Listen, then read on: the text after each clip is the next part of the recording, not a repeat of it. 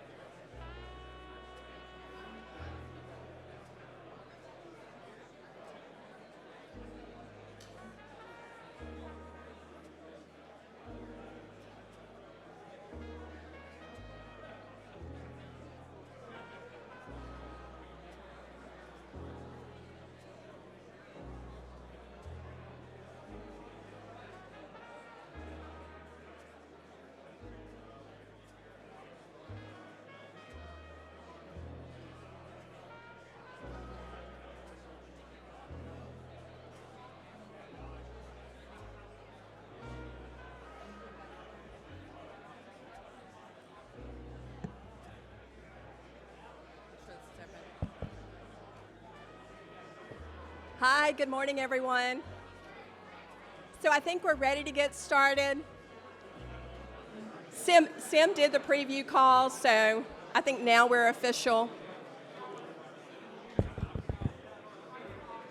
Do we have a drill sergeant in the house? Hi, good morning, everyone. Susie Shannon with the South Carolina Council on Competitiveness. So happy to be here in Greenville with all of you. I was actually having dinner last night, which included a native North Carolinian, and it was, as a native South Carolinian myself, it was just heartening to hear her say, there was just something when I crossed over the border to South Carolina, I just felt the magic. And so couldn't absolutely agree more with that statement. I'm going to introduce our next presenter in just a moment.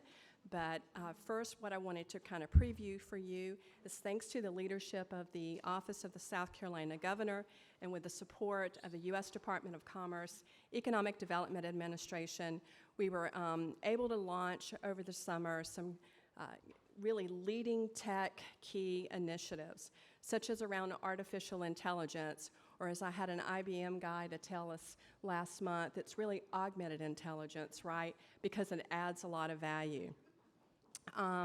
So funding has been made available through the Office of the Governor and EDA to support leading tech initiatives around artificial intelligence, to include summer camps, particularly for students and young people underrepresented in STEM-related careers, get them excited about this high-wage, high-need area. Also, work-based learning initiatives to connect our 2-year and our 4-year college students with exciting opportunities to learn more about leading tech. We're already deploying it in this state, and so building that pipeline is absolutely essential. And by the way, one of those initiatives was able to take some 4-year college data science students, plop them in a real paying job with a South Carolina firm, actually working on a South Carolina industrial client's real life project. So this is research, this is learning, this is everything being applied. As part of that initiative, we were able to commission a study to provide some thoughtful economic and workforce analysis around the tremendous opportunity South Carolina has to build upon its already expert manufacturing heft. So specifically around electrification, which is why we're all gathered here today. So certainly no stranger to the world in South Carolina of thoughtful economic analysis across a variety of key economic engines thriving across our state. Up next is Dr. Joy Von Nessen, professor and research economist with the University of South Carolina, to talk about South Carolina and EV forecasting and demand, and where South Carolina is currently competitively positioned. Thank you.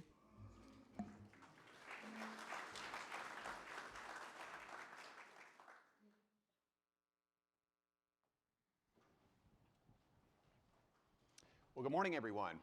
Thank you all again for being here today and for inviting me to participate with you. And thank you, Susie, for that kind introduction.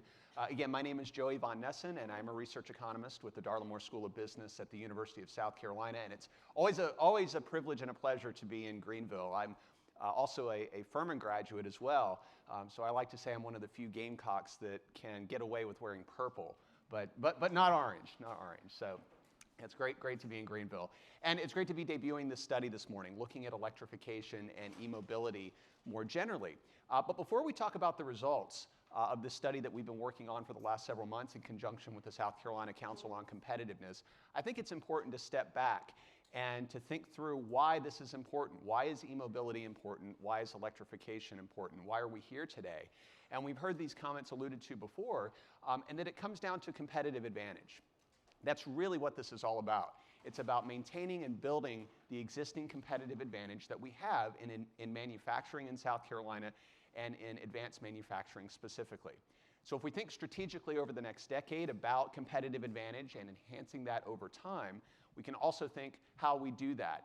And that's why electrification and e-mobility becomes so important, because if we look at the evolution of the market landscape that we are seeing right now, this becomes a key ingredient in building that competitive advantage as we go forward. So how can we see this in the data? Do we see evidence of this competitive advantage? And the answer is absolutely yes. We see that very clearly in terms of the growth that we have experienced over the last decade. We can see this across a number of sectors, but especially in the automotive industry, which has been a primary driver for South Carolina's economic growth, certainly for the last, throughout the 21st century, but especially over the last decade. So thinking about the period, the roughly 11-year period between the end of the Great Recession and the beginning of the COVID-19 recession. So if we think about that longest economic expansion on record, going back to World War II, we can really see manufacturing and advanced manufacturing and the automotive sector blossoming during that period. Very clear when we look at the data. We can see this just in terms of growth rates overall. And you can see this here, the extraordinary growth rates that the automotive sector has experienced over the previous decade. It dwarfs anything else that we see in South Carolina in terms of these overall numbers. You can see 186% here, total between 2010 and 2020, far surpassing the state average. And if we zoom out a bit, and instead of just looking at the automotive sector, we look more generally at advanced manufacturing, or what we officially call transportation equipment manufacturing, that you can see here. Again, very, very high rates of growth overall compared to anything that we've seen in most other industry sectors in South Carolina. So as a result, advanced manufacturing and the automotive sector have been both bringing up the state's average growth rate over the past decade. And this has been a consistent trend over time. So it's not like these numbers are the result of one particular expansion or over 1 or 2 years. This has been consistent growth over the previous decade. And we can see that very clearly. Again, if we just look at trends over time, again, here you can see the difference between the yellow line here, which is advanced manufacturing, the blue line representing South Carolina as a whole. And just notice the consistent growth in excess of the state average, basically bringing up South Carolina's average annual growth rates for employment. So very consistent and stable growth trends over time being generated by the automotive sector and advanced manufacturing more generally. Now, we don't just have to look at employment. There are other ways that we can see this competitive advantage, the effects of the competitive advantage in South Carolina as well. Beyond looking at employment, we can also look at companies that are locating in South Carolina and expanding in South Carolina. And one of the effects of this is that we see advanced manufacturing becoming a greater percentage of the manufacturing industry in South Carolina over time.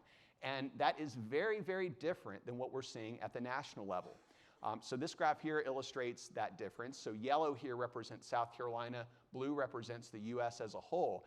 And you can see that beginning in roughly 2010, we saw a major increase, again, in the percentage of manufacturing in South Carolina that comes from what we consider advanced manufacturing. And that has been very, very different. That has not changed at the national level. So we see more and more companies drawn to South Carolina, and they anchor here and then they expand, providing a clear competitive advantage, or rather providing evidence for the clear competitive advantage that we offer in South Carolina relative to other regions of the country, and certainly relative to what we see at the national level overall. So when we put all this together, what does this mean for the state? It means that South Carolina has seen extraordinary growth rates, and that has been driven by advanced manufacturing and by the automotive sector in particular. And those high growth rates in South Carolina have in turn been exceeding the national average. So South Carolina also has seen consistent and stable growth rates that have been in excess of what we've seen at the US level over time. And you can see the difference here, again, looking back over the past decade between 2010 and 2020. Now you'll note here too that the difference between South Carolina and the US, about 3 percentage points. Now, they may not look like much, but that's actually a pretty significant difference when you examine differences in growth rates across the board, across different states. So the fact that we've consistently grown at about 3 percentage points faster than the national average. The reason it looks small is because we've just looked at these extraordinary growth rates in manufacturing. So by comparison, the difference doesn't look that strong, but it is. It's very significant in terms of this difference between South Carolina and for the US as a whole. Now, there are other ways that manufacturing benefits South Carolina. Again, the results of this competitive advantage that we see. One of the other strengths of manufacturing is that it is a joint contributor both to GDP and to employment. And this is more true in manufacturing than in many other sectors. And of course, when we're looking at an industry and its contribution to a local region, both of these matter. Right? Employment matters, but also the contribution to overall economic output, or GDP. And manufacturing is one of the few sectors where we see large contributions to both. We can just compare to other major sectors in South Carolina. So in some cases, for example, you may have strong contributions to employment, but relatively low contributions to economic output or GDP. And again, that's the nature of some industries. Those typically are industries that may pay relatively lower wages overall. In some cases, you have the opposite, high GDP, low employment. But in the case of manufacturing, we see a contributing factor to both. And so when you put all this together and we look at the real footprint of manufacturing, we find that it supports basically 30% of the state's employment base overall, when we capture all the direct effects as well as all the secondary or economic multiplier effects associated with the supply chain, the extraordinary in-state supply chain that manufacturing maintains in South Carolina, as well as all the household spending effects resulting from employees who are spending their wages locally and supporting various industries in South Carolina's economy. And then finally, we can also look at South Carolina and compare it to other states and also see that these growth rates are strong, both from an absolute sense and also from a relative sense. So if we look in the Southeast, over the past decade, we see that South Carolina has seen more cumulative growth than any other southeastern region. So once again, South Carolina really leading the way when it comes to manufacturing. And again, getting back to thinking about the evidence for the competitive advantage that South Carolina has. Why is that a good thing? Because we see all this extraordinary growth that South Carolina has experienced as a result over the past decade. Now, this is the past. This is something that we currently maintain. These are extraordinary growth rates over the past decade, but we're also here to talk about the future. And we're here to build on this competitive advantage and enhance it as we move forward in the coming decades. So it's not only important to recognize this competitive advantage, but to understand how we can continue to evolve with the market landscape so that we can continue to build and see these extraordinary growth rates continue into the next decade and certainly throughout the 2020s. So one thing, as we all know, this is why we're here today. We see the automotive industry rapidly evolving with the rise in global demand for electric vehicles. And so we have to pivot, to adjust to this demand, to this market evolution if we're going to remain competitive.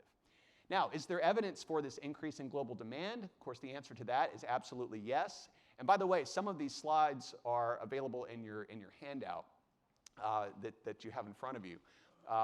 And I believe this is one of them. So if we look at the increase in electric vehicle trends in terms of growth, it's been extraordinary over the past decade. You can see this here globally, particularly in European markets and Asian markets, China especially. So on the right side of your screen there, you can just compare the growth rates internationally. So when we compare to the U.S., China and European markets are seeing faster adoption as well. And that's very important for South Carolina. Why? Because South Carolina is an export-oriented manufacturing industry. Most of the products that are manufactured, that are produced in South Carolina, are shipped overseas. And so we are extraordinarily, or need to be extraordinarily sensitive to changes in global demand, and exactly what we're seeing here. And this growth is especially prevalent in the last 5 years, so it continues to increase and build over time. And here's just a breakdown of where we see exports by destination. Again, just to put into perspective, where we see manufactured goods in South Carolina being shipped to. And again, where are the top 2 areas? You can see Europe and Asia here. So the fact that we're seeing a bulk of growth coming from the European markets and in China especially, very relevant for what's happening in South Carolina and why we need to be taking this global demand very seriously. So why does this matter specifically for the automotive industry? And then there's a key question that we need to be asking is how this is going to affect the footprint of the automotive industry in South Carolina. And one thing that we know and that we find from this research initiative, as you can see here, more EV production could lead to greater reliance on out-of-state suppliers to the extent that our current supply chain remains as it is and does not continue to evolve. And that could in turn result in lower rates of job creation. If we don't continue to build the supply chain, we could potentially see manufacturers relying more on out-of-state suppliers. And of course, when companies rely on out-of-state suppliers, then those companies are the ones that are creating jobs out of state rather than within South Carolina. So it's important to continue to develop our supply chain as we move forward, because that does pose a potential risk. And so the question is why? What are these elements? This is certainly not true for the entire supply chain. There are different sectors that are expected to change and grow at different rates. Certainly every supplier is not affected by this transition, but some are. And again, we don't have time to go through each one of these, but I just highlighted a few to illustrate the ones that are likely to be in highest demand, that are projected to be in highest demand. This includes the electric drivetrain, of course, batteries and fuel cells as well, and a variety of sensor production and activity. And so, once again, it becomes important to think about recruiting these suppliers to South Carolina, because as we see the need for them grow, we want to make sure that companies are purchasing these materials in-state with in-state suppliers, as opposed to outside of the region, and thus we would lose a lot of that supply chain job creation in South Carolina that we currently enjoy. And this is not unique to South Carolina. We see this, of course, happening across the U.S., especially in the 2 major automotive sectors or clusters in the United States, both in the Southeast and, of course, in the Midwest as well. So, again, these are just a sampling of some recent announcements of regions and different areas looking at expansion and trying to recruit these additional suppliers, because, again, everybody recognizes that this pivot is coming and that this is a big need. So Southeastern announcements here. We can look at Midwestern announcements. Again, the point is not to look at any single announcement, but just to recognize that this is happening everywhere. It's not just in South Carolina where this demand is being understood and captured and acted upon in a proactive way. So then specifically, how would this affect job creation in South Carolina? How can we quantify that and put some numbers on it? Well, specifically, what we wanted to look at was, as you see here, if we produce the same percentage of EVs in South Carolina as what we call existing U.S. EV production hotspots, and we do that based on the existing supply chain, what would that imply for total job creation in the industry? So we can look at different regions around the country and say, where are areas that are producing the greatest percentage of their vehicles as electric vehicles, right? Where is a greater percentage being produced? And then say, if we were doing that in South Carolina, what would that imply? And so we estimate, as you see here, the SC auto sector would likely support about 8% fewer workers for any given level of production based on the current supply chain, again, because there'd be more reliance on out-of-state suppliers. So this is something that, once again, it's a reason why we need to continue to draw in suppliers and continue to expand, because we need to get these additional changes in South Carolina so that we can continue to rely on local suppliers and enhance the automotive footprint as we move forward.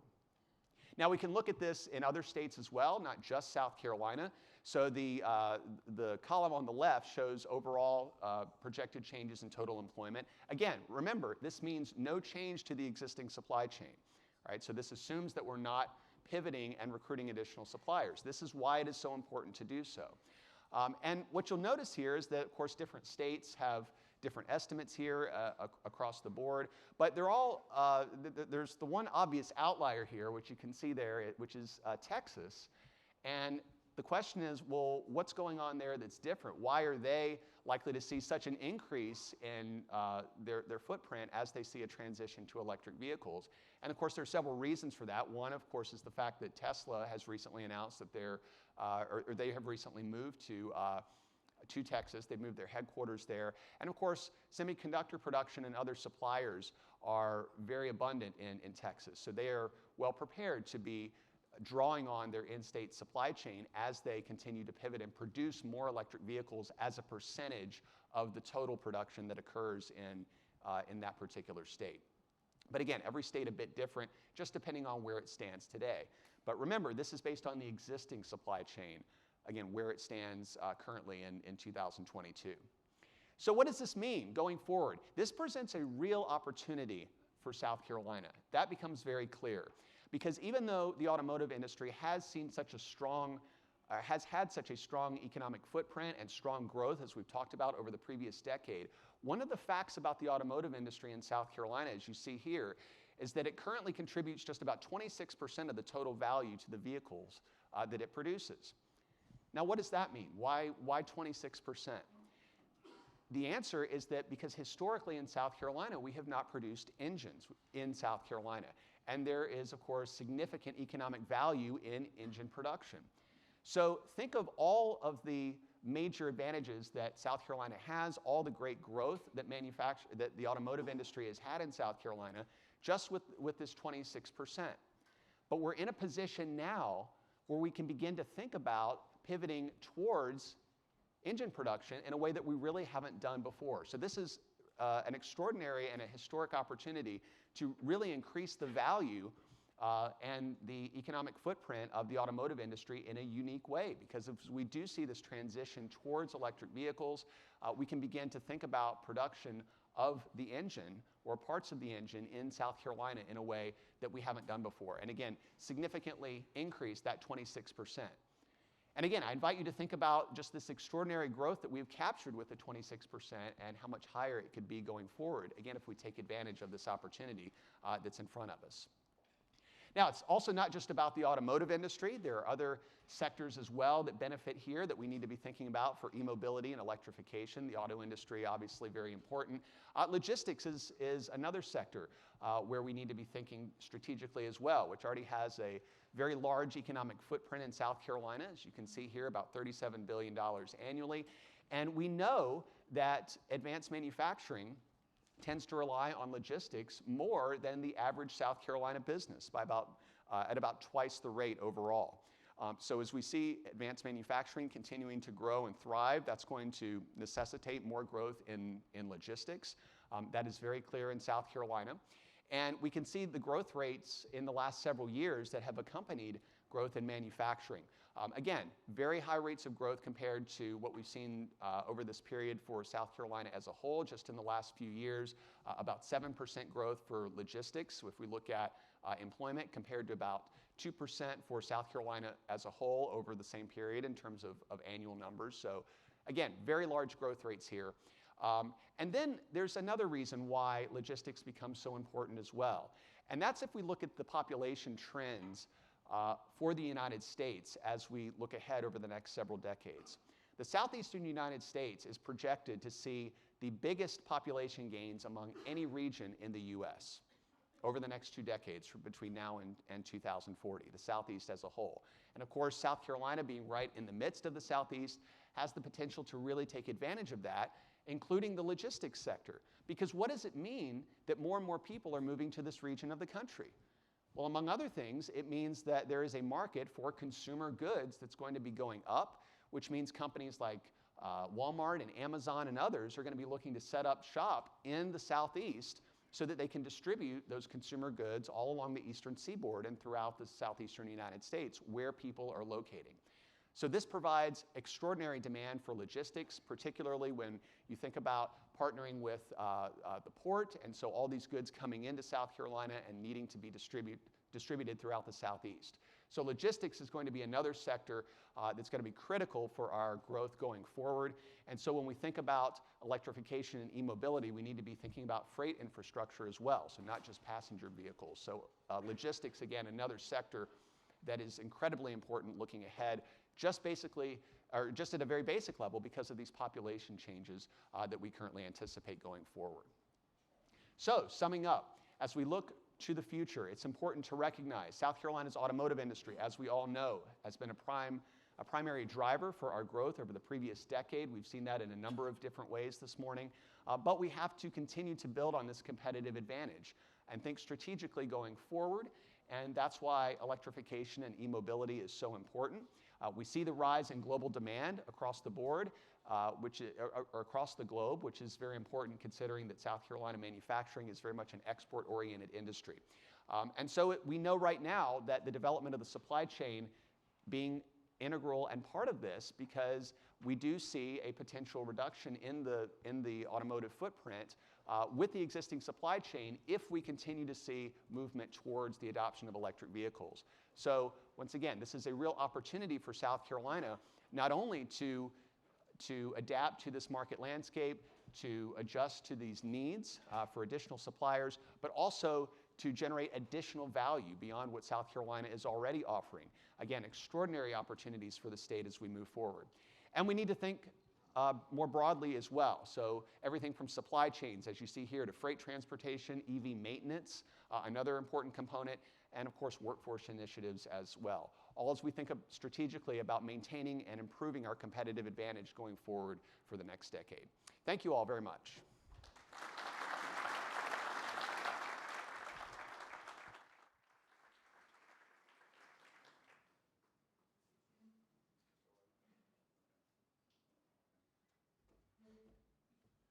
Good morning, everyone, again. I'm Knox White, Mayor of the City of Greenville. And again, for those who came in a little later, welcome to Greenville. I'm so excited to have you here for this conference, the National Governors Conference for Electric Vehicles. But thank you for being here. It's my pleasure to introduce, of course, the man who brought this conference to Greenville and the National Governors Association, and we very much appreciate that.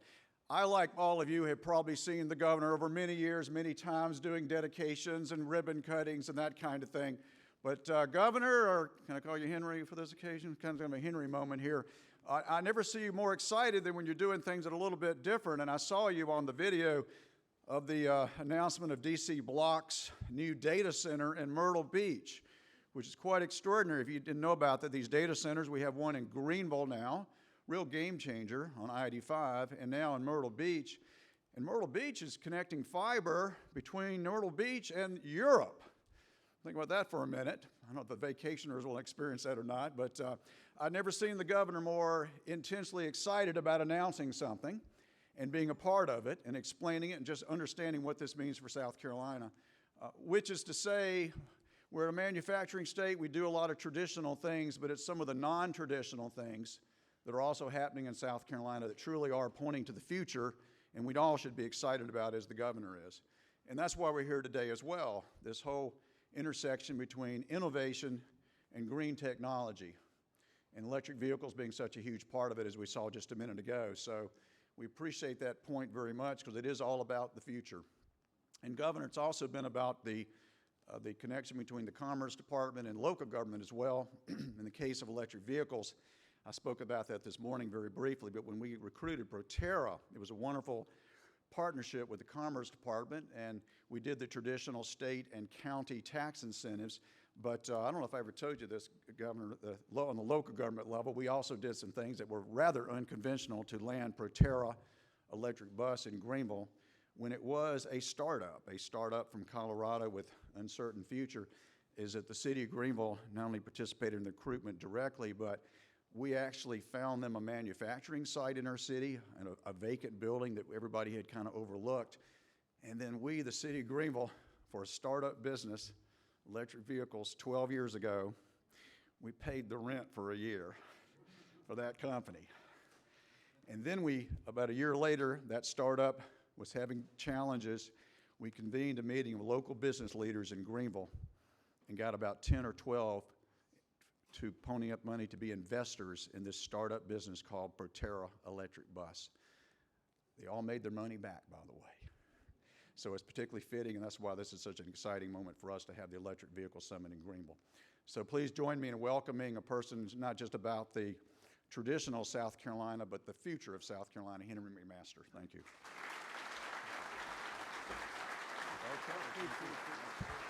Thank you, Knox. Well, I guess y'all have just seen and heard why Greenville is such a fantastic place. Unconventional is the word. And there's nobody that's done more for the state of South Carolina than the great Mayor Knox White. I know that many of you are not from around here, but if you can't find what you want and need in South Carolina in Greenville, then you really just don't need it. That's because this is a great place, and I want to thank the mayor for doing this. And also, Knox, I happen to be the chairman of the Southern States Energy Board. Some of you may have been to that meeting we had in Charleston a few weeks ago.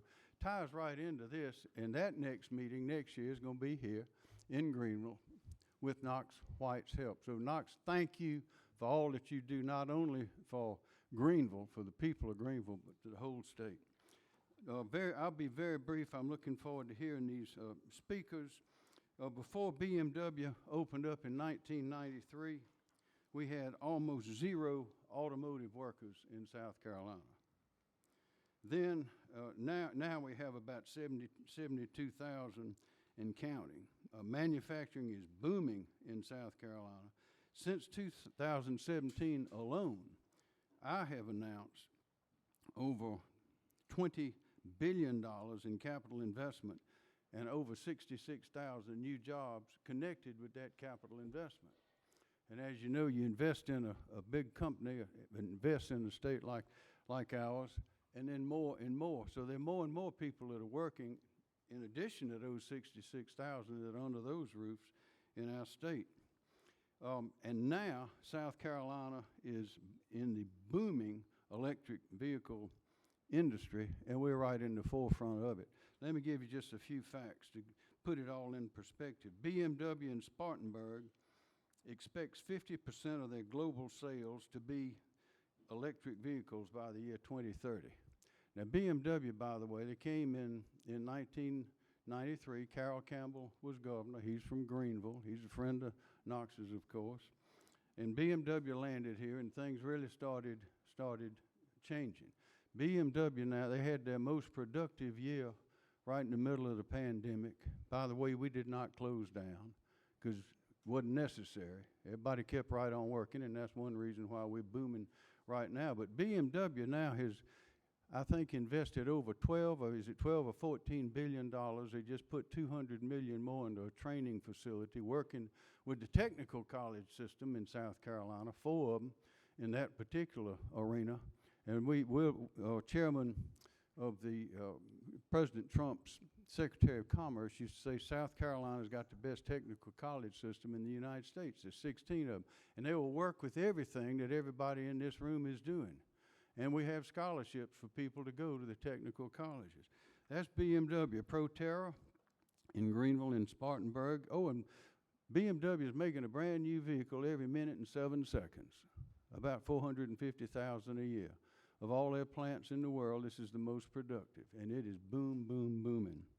Proterra in Greenville and Spartanburg is making electric buses and electric batteries. Volvo in Berkeley County plans for 100% of their global sales to be electric vehicles by 2030. and their new South Carolina facility will be their first all-electric assembly plant. Polestar, also in Berkeley, will be producing electric SUVs starting next year. Mercedes in Charleston County will begin producing electric Sprinter vans in 2023.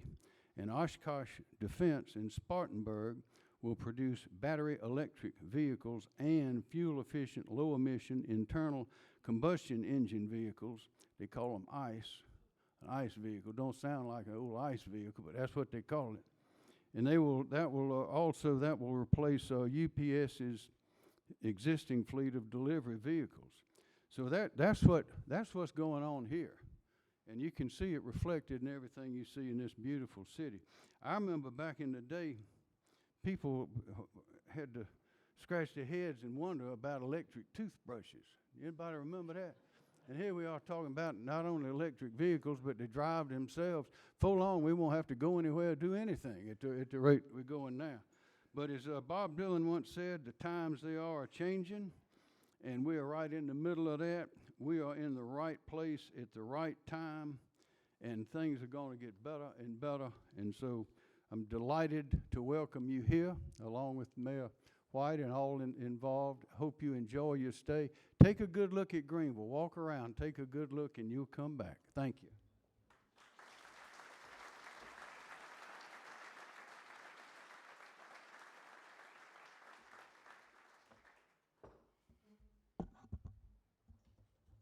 Good morning. J.B. Straubel is the founder and CEO of Redwood Materials, which is leading the way in creating a circular economy to not only help cut costs, but also protect the environment. His Nevada-based company is transforming the lithium-ion battery supply chain by offering large-scale sources of domestic anode and cathode materials produced from recycled batteries, creating a fully closed loop that will drive down the cost and environmental footprint of electric vehicles. Prior to founding Redwood, JB co-founded Tesla and spent 15 years as Chief Technology Officer. At Tesla, JB built one of the best engineering teams in the world, and among many topics, led cell design, supply chain, and led the first gigafactory concept through the production ramp of the Model 3. JB had a direct role in both R&D, team building, and operational expansion from prototype cars through to mass production and gigawatt-hour scale. JB holds a Bachelor of Science in Energy Systems Engineering and a Master of Science in Energy Engineering from Stanford University. He was also recently named one of Time's Magazine, Time 100 Next 2022 Emerging Leaders, and Redwood Materials was named Time 100 Company in 2022. Please join me in welcoming JB to South Carolina.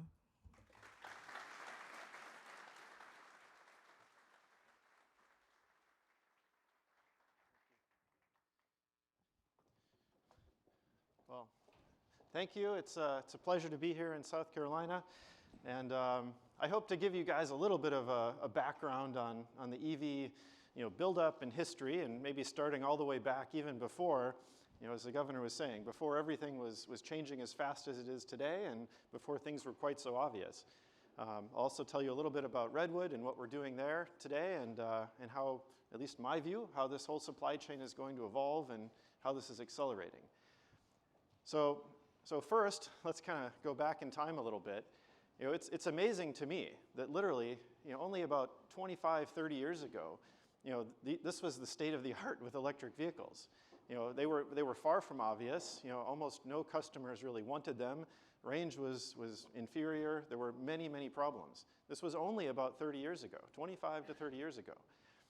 And there were, a number of different vehicles on the market way back then, but again, no demand to speak of. The biggest problem were the batteries. Lead-acid batteries, the same kind that still is the starting battery in most internal combustion cars, that was the status quo way back in those early electric vehicles. They didn't have enough range, they didn't have enough lifetime, basically many, many problems that held that entire market back. And it was essentially with the advent of lithium-ion batteries. You know, the kind of ubiquitous lithium-ion battery that now we hear so much about, everyone building new factories for, but that transition about 20 to 25 years ago, just in the beginning of the 2000s, was actually what ignited the entire electric vehicle movement and acceleration, making them a modern vehicle that was desirable and could really work. At Tesla, back when I was wearing my Tesla hat, you know, we had a really, I'd say, you know, amazing time and luck to be in the right position to launch what was way back then the Tesla Roadster. Most people don't even remember that car today, but it was the first production lithium-ion vehicle. So it broke a lot of new ground and sort of introduced that new battery technology into the market. There were only a few thousand ever built, but it was basically a proof point that that technology could work in a car with production customers doing almost everything they needed.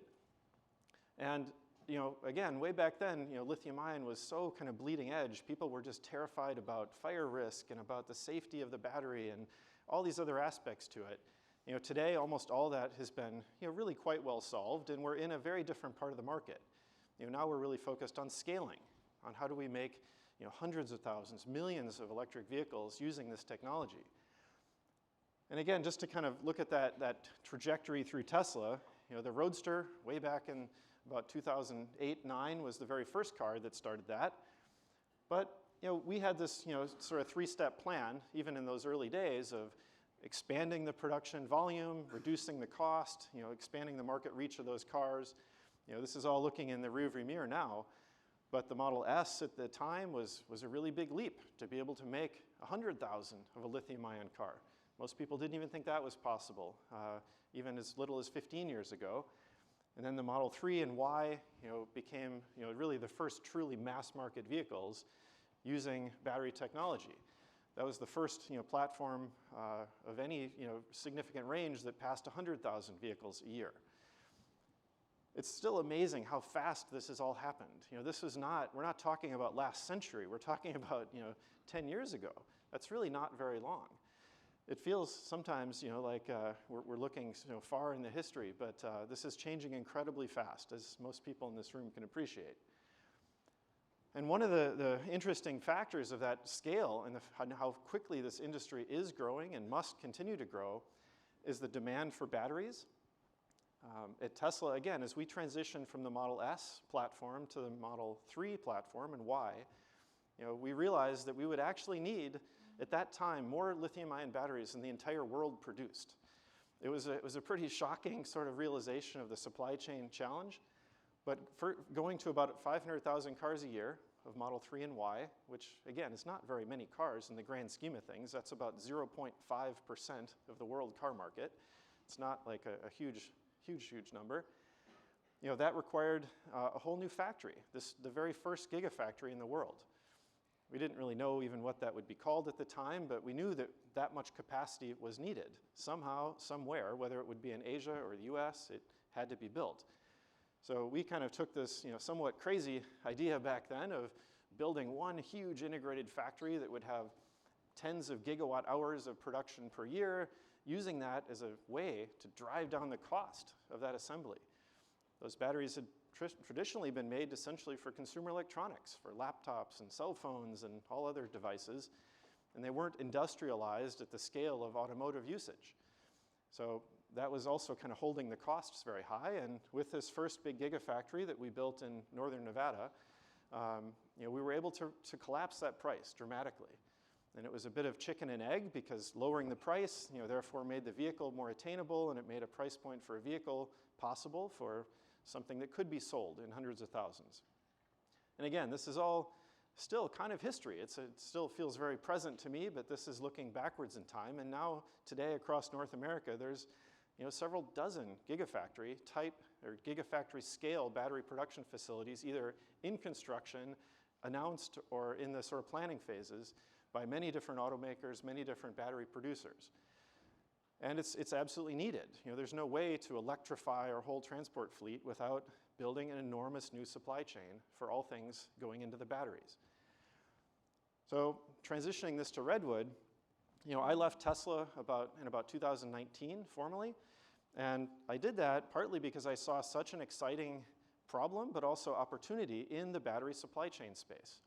As we built that first gigafactory, it became pretty clear to me that we were heading into a little bit of a tornado of challenges and problems with that supply chain that goes into batteries.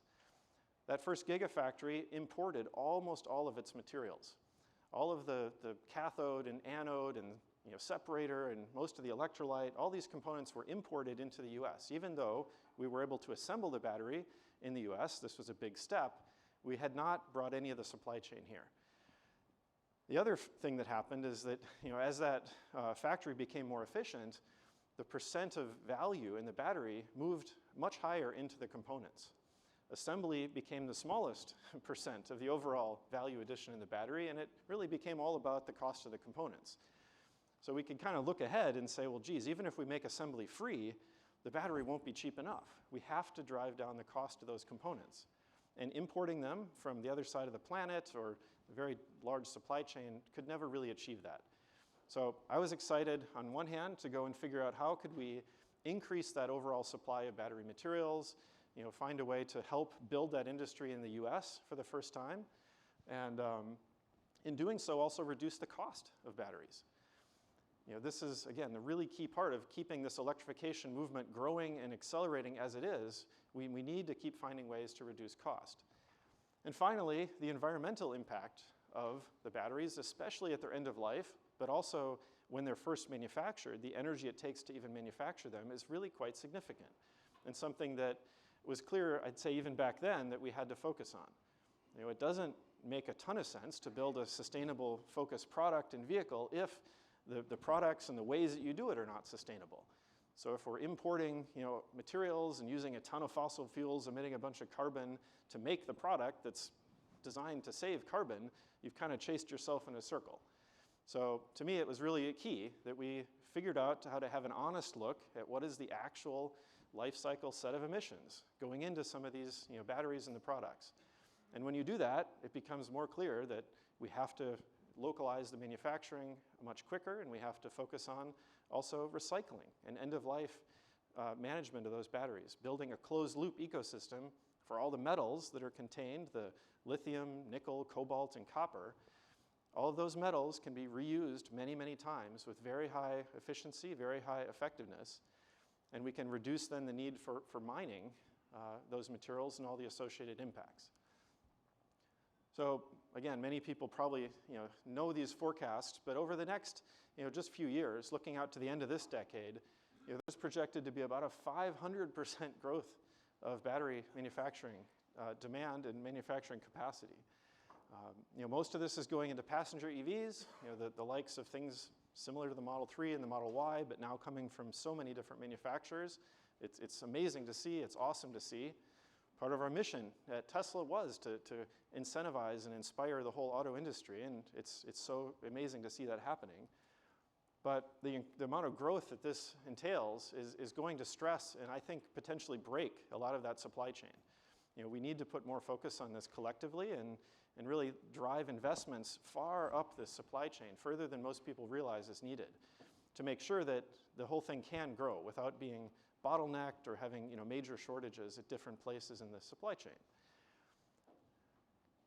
In particular, these four elements that I mentioned are some of the most tricky to manage. There really are only four major elements of concern inside of EVs and batteries. There's a handful of other things that are lower down the list, but nickel, lithium, copper, and cobalt are the four that we should all keep in mind, I believe.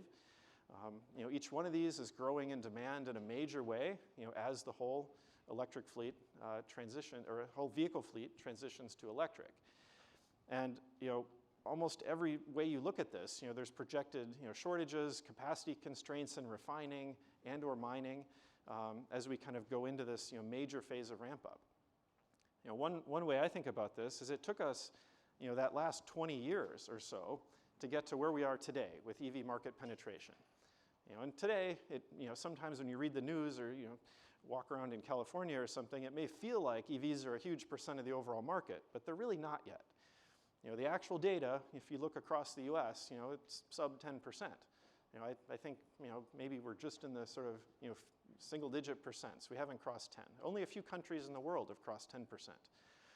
And that's of new vehicle sales. That's not even of fleet. If you look at the percent of the total fleets, it's even more early stage. Percent of fleet worldwide, I think, is currently hovering maybe a little less than 1%.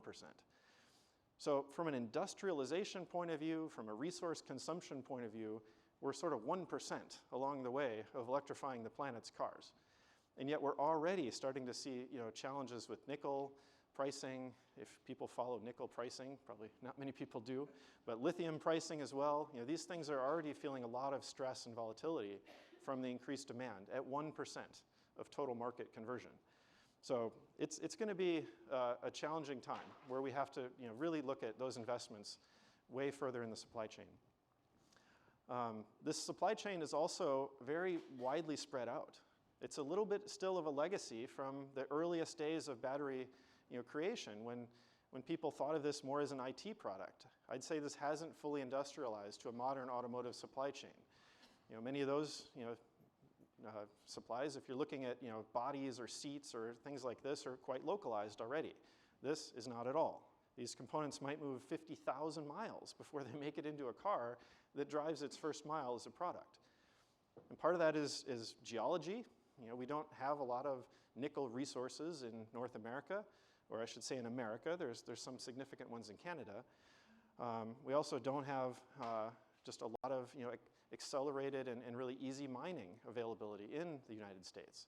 So these elements are moving from all these far-flung parts of the world, South America, maybe it's different parts of Africa or Australia, moving generally through Asia, where all of the product manufacturing happens into things like anodes and cathodes.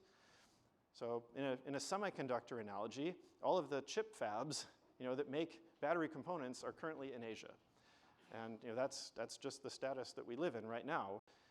And almost all of the elements are sourced from this different group of countries that's not the US. We're the consumer of all these battery components right now. So recycling has one really interesting opportunity to collapse this supply chain very quickly, because once we already have a product in a market, and you keep that product in the market and focus on remanufacturing it, rebuilding it, we can tighten this whole geographic loop very, very much. We can really keep it within a few hundred miles perhaps. So if a vehicle is sold in South Carolina, it can be recycled in South Carolina, re-refined, made into battery components, and then remanufactured. It can literally stay within a state or within a certain region of a country. And that both dramatically reduces cost, it also reduces environmental impact. To that cost question, this is sort of a breakdown of what a current day lithium-ion battery looks like. Many people don't think of these components. They're sort of new things that are not in our dialogue and vocabulary, but they certainly will be. These are the most expensive critical components inside of electric vehicles, inside of the vehicles that most people will be driving over the next several decades. And the cathode is the single most expensive and most complicated part inside of that battery. It's more than half the cost, and it's where all of the nickel and cobalt and lithium resides. And then all the copper resides inside of the anode and the current collectors in the anode. So at Redwood, our focus are on those two components. We don't make batteries. We make the components that go into batteries. And many people are still kind of confused by this. They kind of think that you can have a lithium mine and sort of send that straight into a battery factory, but that's not quite how it works. That would be sort of like sending sand into a computer assembly factory. You need a bunch of industry in between to make integrated circuits and microchips and all the other stuff that goes in there. And in batteries, it's a similar situation, and also a similar amount of capex needed as that semiconductor fab. Otherwise, we have kind of the raw lithium and raw nickel that has to be made into functional components, kind of the integrated circuits of a battery, the cathode and anode, before we can have a battery assembly gigafactory and before we can have the EV factory, the automotive EV factory. So there's a lot of investment, a lot of focus and education that has to happen all through that chain. At Redwood, we focus on kind of the non-sexy part of the supply chain, I would say. We don't make sports cars. It's a very different model than what we did at Tesla, or what I did at Tesla. And we're, on one hand, actually a garbage company. We're out there working with industry and municipalities and even individuals trying to figure out how do we accelerate recycling, collection of batteries, get more of them back into the front end of this supply chain. Everything from consumer-grade batteries to automotive to buses, all of the above. We figure out how to repair them if they can be, keep them in service as long as humanly possible, salvage usable parts, then recycle, take them apart, again, separate different metals and types of plastics and such, and refine the materials back, separate and purify the metals, and then make them back into those functional components. So almost every part of this is unfortunately a missing step in the American supply chain. We're kind of breaking new ground, at least in this region, and there's really no one else doing this today. Our first campus where we're really industrializing this is in Nevada. Part of this is legacy from my past and knowing a lot of the infrastructure and facilities there and ability to move very, very quickly. We are building a very vertically integrated campus where we go all the way from recycling through refining and what we call hydrometallurgy, separating out these different components, and then again building them back. We're heavily utilizing solar power. It's abundant in Nevada. It's one of the best low carbon energy sources out there, and also the cheapest, by the way. So it's great to be saving carbon in the footprint of the plant, but also literally cheaper currently than the grid electricity there. And this integrated campus, again, one of the first in America doing this, is able to supply materials directly back into the gigafactories that make the cells to make the cars. Of course, across the US right now, there are so many different announcements. The first gigafactory from Tesla and Panasonic was about 40 gigawatt hours in total capacity. Today, there's over 700 announced. I think this may even be a little out of date. I think it's actually over 800 now. Literally, it's week by week, almost day by day. You can count the announcements accelerating and coming to the US. And it's all across the board. There's a lot coming into the Midwest and some in the West. But this concentration here in the Southeast is really somewhat unprecedented. This is, I think, going to be globally one of the big battery manufacturing centers and hubs. It's why we're also excited to be looking at this exact region, for our second campus of where we're going to put a similar second integrated battery materials campus, helping supply at least some portion of all the demand from the gigafactories in this region. But the demand is so high. I mean, it's hard to even put this in perspective. 800 gigawatt hours a year, a terawatt hour a year is so much capacity. It's so big. Even growing as fast as we can possibly grow, I don't see how the US is not still having to import a significant amount of these materials, really for quite a long time to come. I wish that wasn't the case, but I think it unfortunately will be. We have a number of different companies we're partnered with already. It's been a fun adventure and great working with some of these really wonderful partners and customers. So on the vehicle side, we have people like Toyota and Volkswagen, Audi, also Volvo and Ford. Then we also work with cell manufacturers who are, of course, the people who really need these components, the intermediate components like cathode and anode, Panasonic at the Gigafactory in Nevada and Envision. Proterra, of course, from right here in South Carolina. We recycle production scrap and batteries from them. And then even into electronics, things like devices that Amazon makes. So many of these things have batteries as well and need recycling and need materials. And we're also beginning to work with utilities on stationary energy storage, project recycling and decommissioning. Again, it's kind of the not very sexy part of the supply chain. People love ribbon cuttings and big announcements on new projects, but every time there's a new project, there needs to be an end to that project at some point in the future. And usually there's not a ribbon cutting when you decommission it, but it is quite important, and it's something that has a lot of economic opportunity to capture that and keep it in the country if we do it right. Our plans are aiming at about 100 gigawatt hours a year worth of these battery materials in our first phase of growth by about 2 to 3 years from now, and trying to get to 500 gigawatt hours a year by the end of this decade. That's a pretty audacious goal. I mean, I'll be the first to admit that, but it still is not enough. Still, if we do that, we need at least 1 or 2 other companies doing everything we're doing as fast as we're doing it, and I don't see them yet today. So, I guess from an industry point of view, I'd say I'm slightly nervous about the battery supply chain and how it's going to evolve and mature to meet all the aspirations of the government, the federal government, as well as the aspirations of all the different OEMs.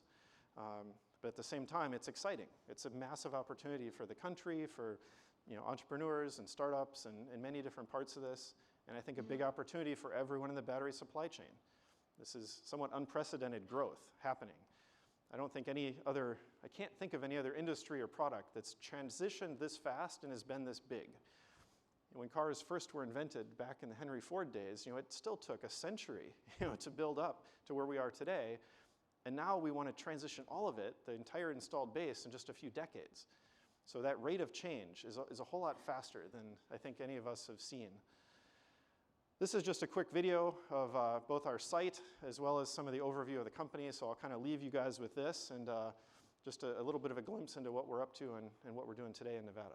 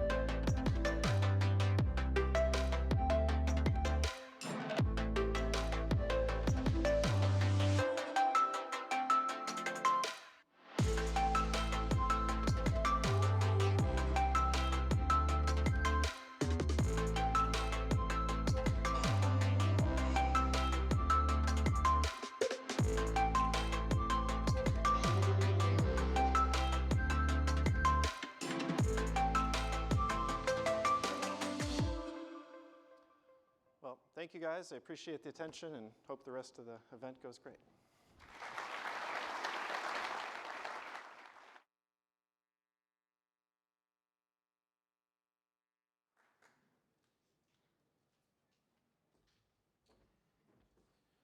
Well, that was a great presentation. Thank you, JB, for that.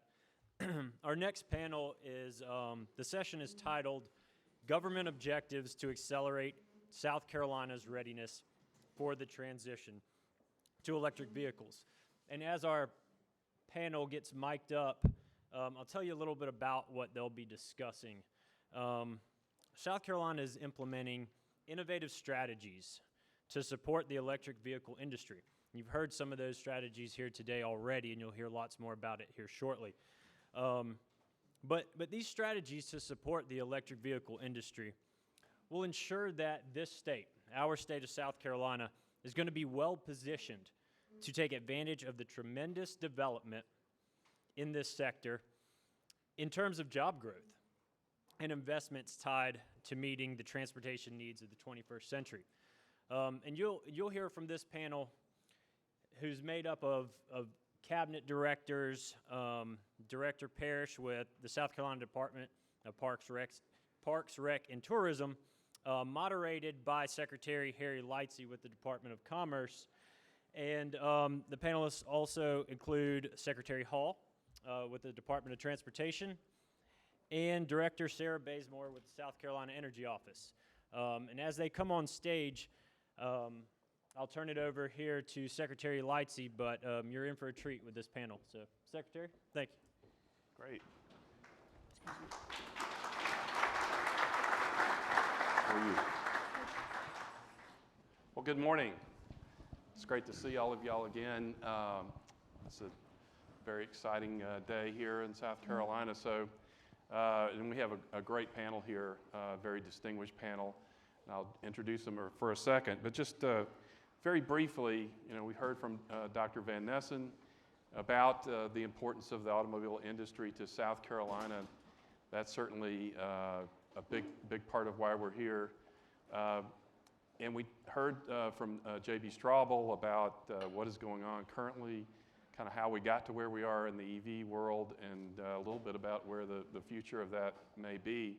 And it's kind of an interesting situation that we find ourselves in. Some of the figures that J.B. Straubel alluded to, and you think about where we are just in terms of penetration of the fleet with EVs. And if you think about today, there are about 280 million vehicles in the car park in the U.S.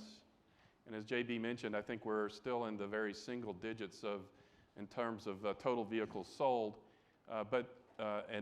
somewhere on average, if you look at the historical averages, somewhere between 12 and 15 million vehicles are sold every year.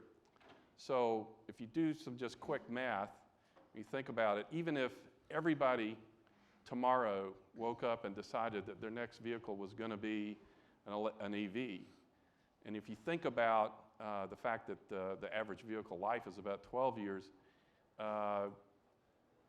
it would still take several decades for EVs to dominate the market. So we're looking at a long, long transition here where we're going to have both EVs and gasoline combustion engines on the road. And that presents some unique challenges, some chicken and egg situations in terms of the infrastructure to support the EV technology, which is the new technology in particular. As JB mentioned, it took us 100 years to get where we are today, and it's going to be a process to get us to where we're going to be in the future. So that's what we're really here to discuss with our panelists. How are we in South Carolina going to support the needs of both of those technologies, both gasoline combustion technology as well as EV, but particularly EV as we roll into the future. So just to introduce the panel very briefly, Dwayne Parrish is the director of the South Carolina Department of Parks, Recreation, and Tourism. Director Parrish has led the state's tourism industry through continued positive development, including navigating this industry through the COVID pandemic and our remarkable post-pandemic recovery, which has resulted in record-breaking economic growth. Secretary of Transportation, Christy Hall.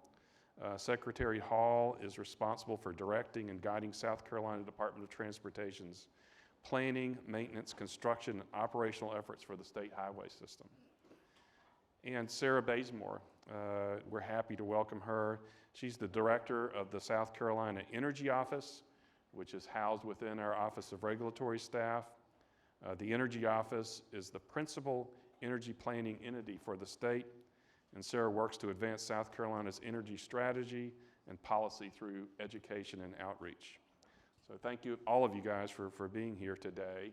And what we'll do is just go through and I have a few questions for each of the panelists, and we'll have that conversation. So, Director Parrish, how important is it for South Carolina as a travel destination to adapt to the usage and needs of electric vehicles? So in our industry, roughly 85% of the people who visit South Carolina come by way of car or vehicle, if you will. They bring about $15 billion into the state in direct visitor spending, which is a big part of our $24 billion industry. So it's very critical from the vehicular standpoint. We saw that coming out of COVID as airlines shut down. We were essentially in the drive market, which was one of the reasons we actually outperformed a lot of other states during that time. But in today's electric vehicle, there is limited range, some of the things you've talked about. And I think the number is, I heard JB and I've read as well, is roughly 1% of the vehicles are EV vehicles today.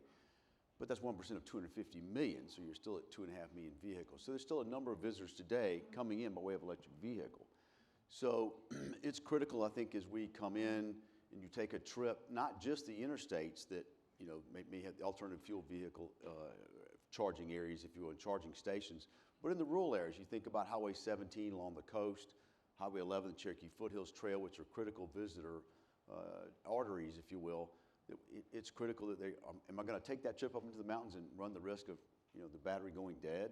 And so it's critical for us from that perspective that visitors have the ability to move around the state freely without that sort of what I would call range anxiety for us, Harry. Yeah, so how has PRT begun to plan for incorporation of EV charging into your facilities?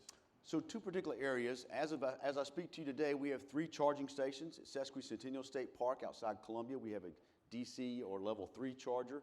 there. We don't charge for people other than admissions to get in the park. It's very busy. People wait typically on Saturdays and Sundays to charge their vehicle. We have one here, a level 2 charger at Paris Mountain State Park, just outside Greenville. And then we have a level 2 charger at Santee, which is just off Interstate 95. It is our plan to have in the next few years to have them in all 47 state parks.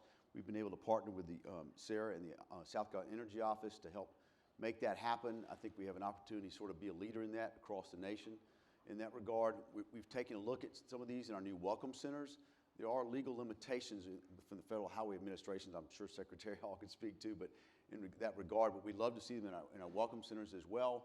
Typically, a welcome center visit is very short, so it has to be a rapid charger, so there are other implications as well in terms of cost, but we'd love to see that as well as we move forward, Harry. Thanks. That's great. So, Secretary Hall, the recently adopted Infrastructure Investment and Jobs Act established a formula program to send approximately $70 million to the South Carolina Department of Transportation over 5 years for EV charging infrastructure. South Carolina's NEVI plan was just approved by the Federal Highway Administration.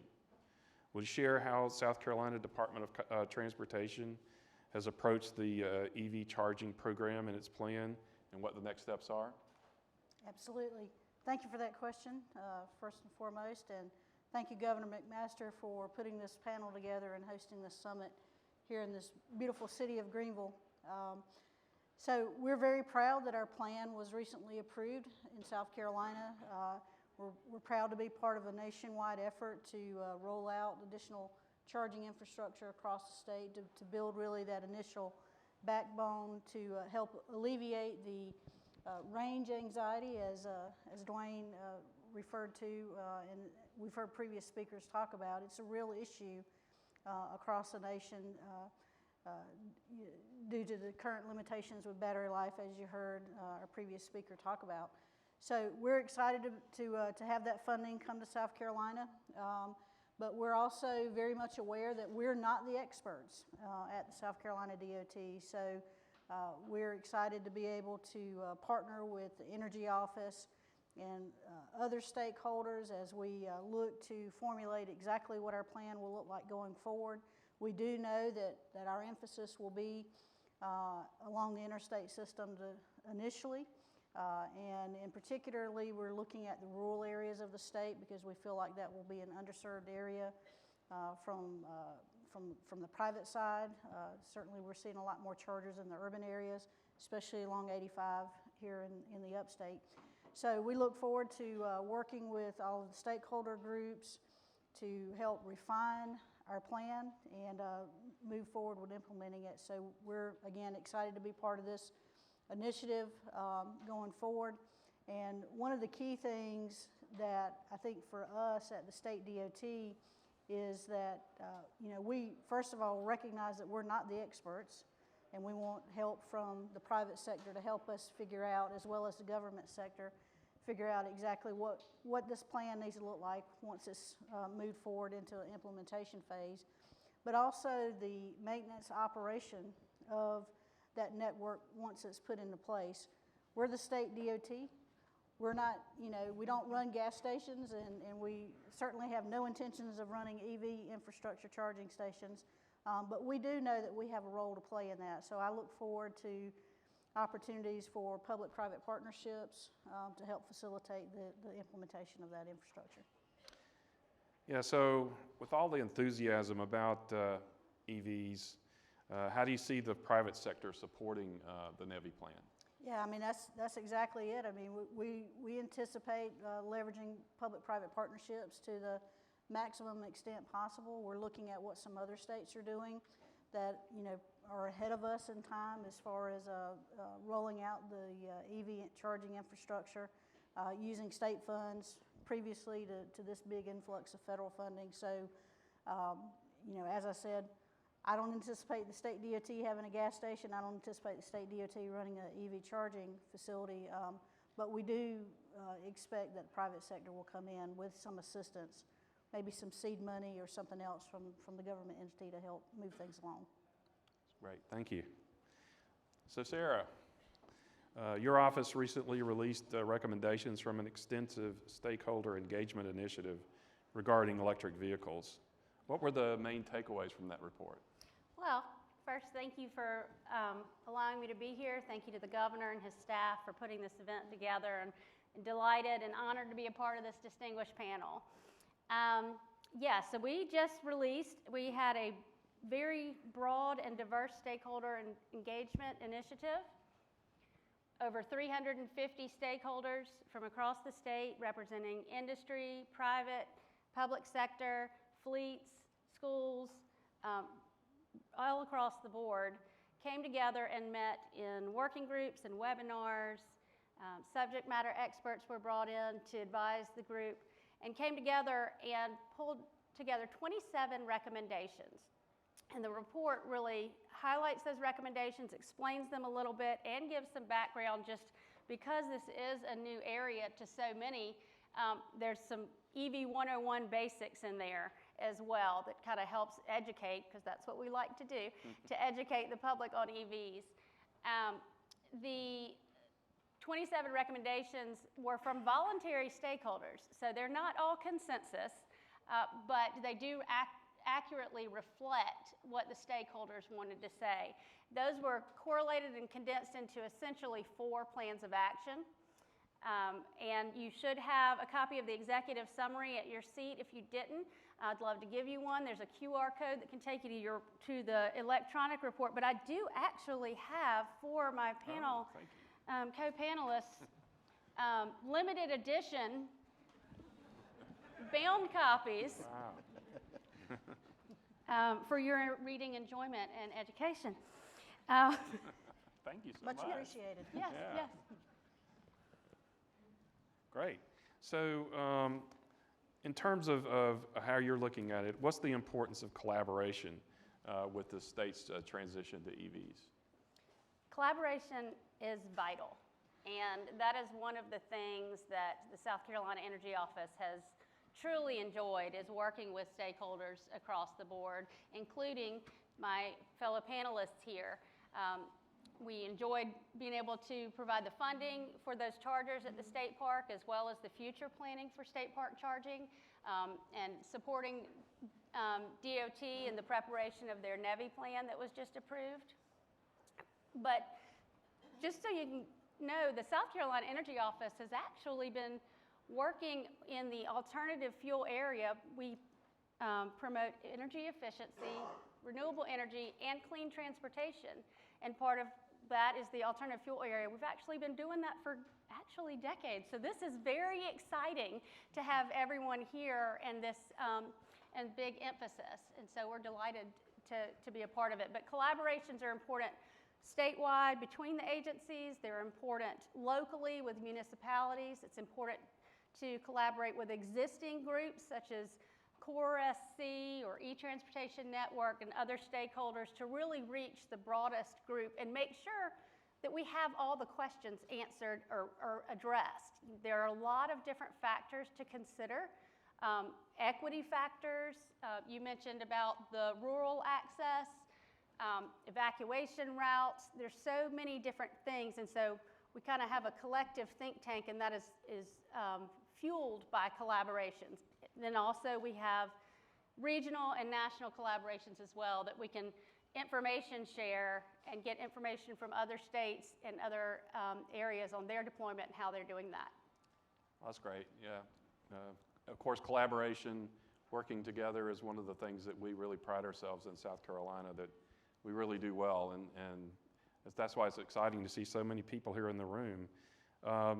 In addition to just one more question to wrap up, and then we'll hand it over to the next panel. But in addition to the DOT's NEVI plan, are there other efforts in process to ensure the build out of EV infrastructure across the state?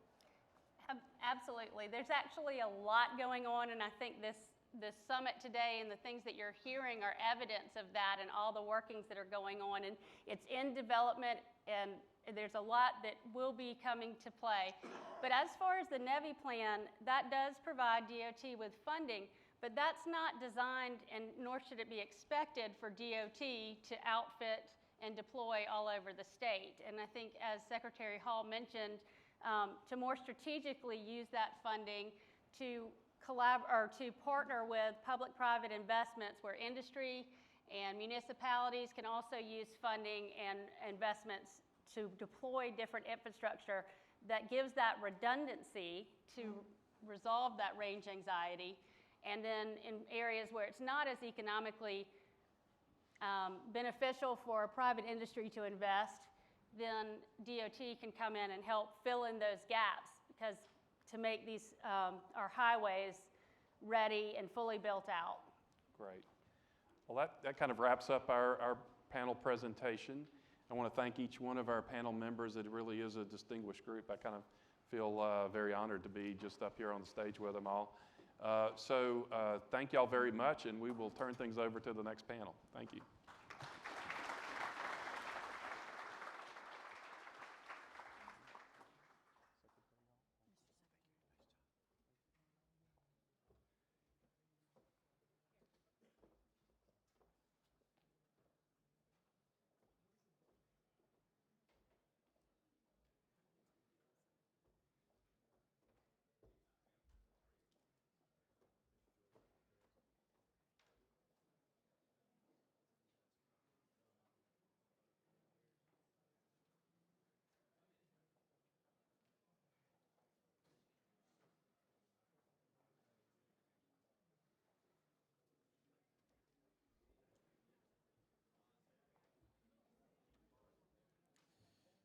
All right.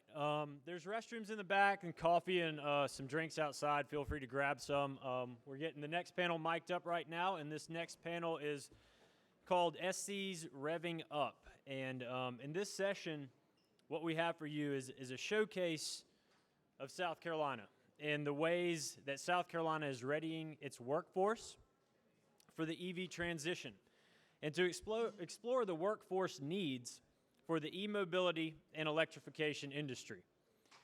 This will position our state as a center of growth for electric vehicles. It's something very forward-thinking, and you've got a great panel moderated by Susie Shannon with the SC Council on Competitiveness, and the panelists include Director Dan Elzey with the South Carolina Department of Employment and Workforce, Dr. Lane Mears, Director at Clemson University CU ICAR, which they've got a vehicle outside. It's super neat. Y'all will have to check it out. It's right out front. And then also Dr. Tim Hardy, President of the South Carolina Technical College System. So if y'all are ready, come on up.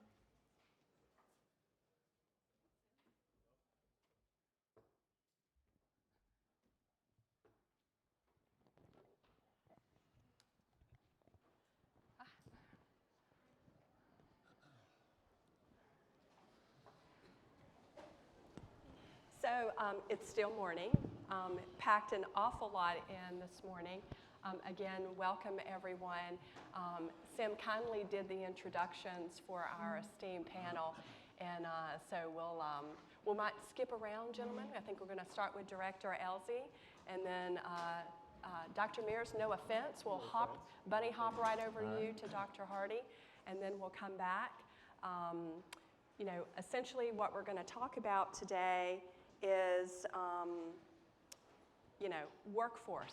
It's the magic sauce of our economy. It's the backbone of our economy. It's an evergreen issue.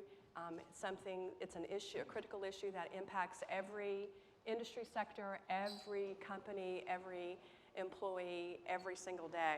So we're going to launch right in, and so Director Elzey, we've heard a lot about the economic development piece. You know, we've got tourism implicated, we've got infrastructure implicated, a lot of growth opportunities that Dr. Von Nessen talked about earlier this morning. So when we look at workforce, what skills and competencies does it take to build an electric vehicle, and are we ready from a workforce standpoint? So I do think we are ready from a workforce standpoint. The occupations that are involved in manufacturing an EV, we have learned, are very similar to those used in manufacturing a gas-powered engine. And luckily for South Carolina, we have a huge manufacturing base with an awful lot of employees that work in manufacturing, and more specifically in automobile manufacturing, both final assembly and parts production, which gives us a huge foundation in terms of having people who can build EVs as well. So we are in great shape. Now, more specifically, what we did when we started this project was looked at doing a very preliminary supply gap analysis, where we would look at the occupations that are required to build an EV, the number of people who work in that industry. At this time, a projection into the future as to how many we're going to need, and then look at how many, what the experts call completers there are. How many people complete a course at Clemson or at the technical college system and come out with a skill to where they can operate a job. So that's a skill gap analysis. First thing we had to do was determine the occupations. What are they? So we did a lot, and most of the good information we got came from the assemblers, the final assemblers, who told us, here's exactly what we're using. And of course, we've got people in South Carolina who are making both electric and gas engine vehicles in the same facility, utilizing the exact same employees to do it. So we talked to them, we talked to trade associations, we reviewed the Tesla manual, training manual, which happens to be online, where it gives you a lot of good information about the occupations required to build a EV. And then we got a lot of good information from looking at job postings. So we looked at job postings in states where there are EV facilities like right now. Tesla's got facilities in California, Nevada, Texas, a company called Lucid in Arizona, Rivian in Illinois. So we looked at all their job postings to see what was in demand. And as I said, the main takeaway was the majority of the occupations that will be needed are already being used. Some of them will require slight different training that could be done either by way of colleges, tech schools, or by the OEM, who is doing most of the training anyway in a facility like this. One thing we did learn that EV manufacturing was much broader than final assembly plants. It certainly includes the parts facilities that are making parts that will be utilized in the assembly, battery manufacturing, service maintenance. It's going to be a huge demand on technicians who work at a Honda dealership or somewhere, who are now going to be repairing battery-operated engines, cars, as well as gas, and they're going to need specific training. And then there is infrastructure workers, people who will manufacture and install charging stations, and people involved with the utilities who are going to have greater demand for electricity. So we looked at those four categories, and then we looked at South Carolina and said, what sort of bench strength do we have in this area? And in vehicle manufacturing, we are strong. Vehicle and parts, we've got about 48,000 people in South Carolina working in it today. Battery, essentially zero. Service maintenance workers, about 14,000. Infrastructure, almost 4,000. So we've got a great deal of experience that we can rely on in setting up a new EV facility. Pay, we looked at that. How hard is it going to be to attract people to this? Well, the pay is good. The vehicle manufacturing has, of course, excellent pay. And the people who work in infrastructure make even more. So we should not have trouble attracting people to the jobs. Now, the job postings were very informative as to what they were looking for. And of course, you had a lot of production workers, which didn't really require from them a certificate or education in most cases. But there are some specific areas that do require. Software developers was the number one job posted by these people. Industrial engineers were number two, and both of them require college degrees. The service technicians was number 4, and then it goes on down looking at things like maintenance workers in a plant, chemical engineers, computer occupations, electrical engineers, electrical technicians, and electricians. Probably the biggest impact, almost all these categories we looked at are going to be hiring electricians and more of them. So we know we're going to have a great need there. So what did our supply gap analysis show us? Well, I'm going to spare you the details and just give you the highlights. In design and development, which will be a part of the whole thing, software developers, we're going to have a huge gap there. Automotive technicians, we're going to have a huge gap. Infrastructure development, which is your power line installers for the utilities, another big gap. Electricians, as I said, a huge gap. In manufacturing, computer-controlled machine operators, which the technical college does a lot of training on, and we're going to be calling on them, I'm sure, to train there. Machinists is going to be big, and maintenance workers will be a big number for us. So what's our plan going forward? We are going to continue to gather information on the occupations to make sure we're not missing any, and we learn every time we talk to somebody. We are going to further develop our supply gap analysis so that at the right time we can meet with Dr. Hardy and Clemson and Carolina and the other institutions that train people and say, here's our take on what we're going to need, and then they can take over and provide those trained people for us. Thank you, Director Elsie. I heard a refrain of training, training, training, and of course the governor mentioned earlier in his remarks, reinforcing how our two-year technical and community colleges are world-renowned. And so, Dr. Hardy, speaking of training, how are our two-year colleges across the state playing a central role in expanding the skilled technical workforce in EV-related career pathways? I know you guys are already on it and looking into the future. Thanks, Susie. I think one thing to start with is the fact that the last panel that was up here before us had the Department of Parks, Recreation, and Tourism, had the Energy Office, and had DOT with Christy Hall. You've got Clemson, you've got Department of Employment and Workforce. It's a partnership piece that's going to enable us to be successful. Those are state agencies, 2- and 4-year institutions across the state. I really think it takes all of us working together to address the electric vehicle and what are we going to do in terms of the training. In terms of the technical college system, we have 16 colleges spread across the state of South Carolina, 100,000 students that come to us each year for the purpose of, I'd like a good job. And that's how they show up at our doorstep. And I think it's important in terms of, we're interested in where do we get, here's where we need to be in the future with electric vehicles. I think for the group, it'd be good for you to know, where are we today? In terms of, we have, in those 100,000 students we serve across the state, right now about 700 of those are in automotive technology programs at our 16 colleges across the state. That's an important number, but it also needs to grow and expand. We have about 1,400 students in what Director Elsie mentioned, the mechatronics, electronics, robotics, those type programs across the state. Those have grown tremendously for us, for the colleges across the state of South Carolina in terms of the technical colleges. Also did want to mention, Governor McMaster brought up his, I always appreciate, I don't argue when the governor says we're a good technical college system. He's the governor, so I won't argue with him. I think he's on the right track.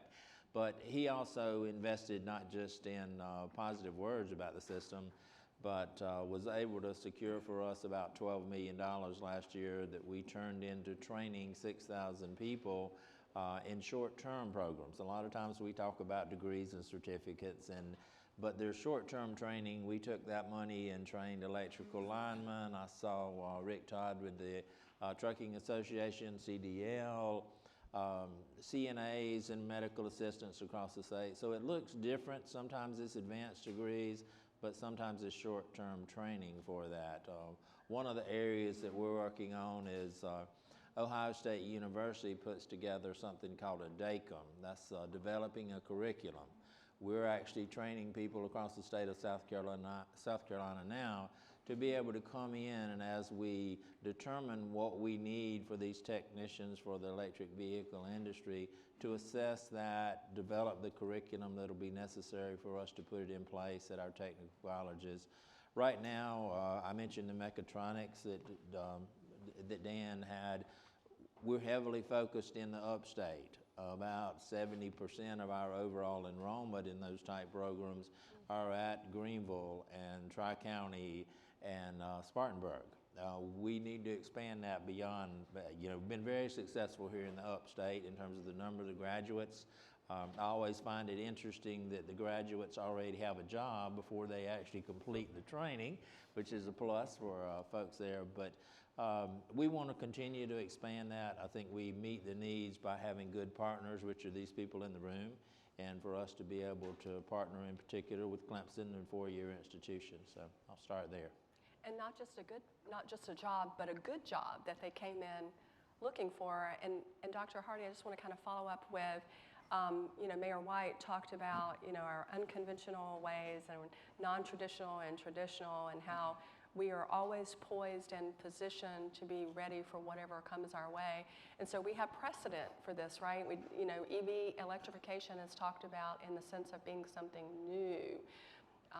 But this isn't really new for us, right, as far as responding at that sort of ludicrous speed to get that workforce ready. Well, the mayor here mentioned what Greenville was 25 years ago. I think it's important we talk about how do we make this happen with electric vehicles. 40 years ago, Michelin decided to come to South Carolina, and how do we make tires? We now make 130,000 tires a day in the state of South Carolina. So we figured that out. BMW over 30 years ago, we didn't have South Carolinians that were capable of making vehicles. 30 years later, 450,000 a year. I still am amazed at 1,500 a day that are produced there by South Carolinians. A decade ago, Boeing came to the Charleston area.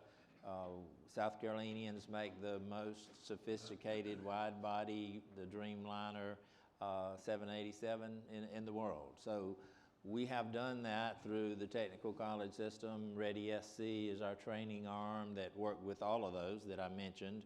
And I think that's just a piece where we have a process in place. Now we have to navigate that to be able to address this new and emerging industry. Excellent. Thank you, Dr. Hardy. So Dr. Mears, I'm going to turn it over to Clemson. What are our research universities like Clemson University with its dedicated automotive research expertise and have doing in this leading edge world, leading tech world of EVs and AVs and all the Vs? Yeah, there's all different kinds of technologies. Allow me to look back in the past a little bit as well. When I came to Clemson 16 years ago to this investment that the state had made in CUICAR, the International Center for Automotive Research, I was blown away. I came from a 10-year career in the automotive industry, and I saw some of the problems that had happened there and some of the directions that automotive was going. Now today, I was excited then. I'm super excited today. We hear some of these numbers and some of these investments that are happening. Excitable growth that's going on. People are taking different guesses at what that's going to be. I've heard 100% EVs, maybe not, right? We're at 2% today, so the answer is in between there somewhere. So we're not abandoning our education that we built around the internal combustion engine or the ICE engine, but we are seriously making some investments in how we're going to look at EVs.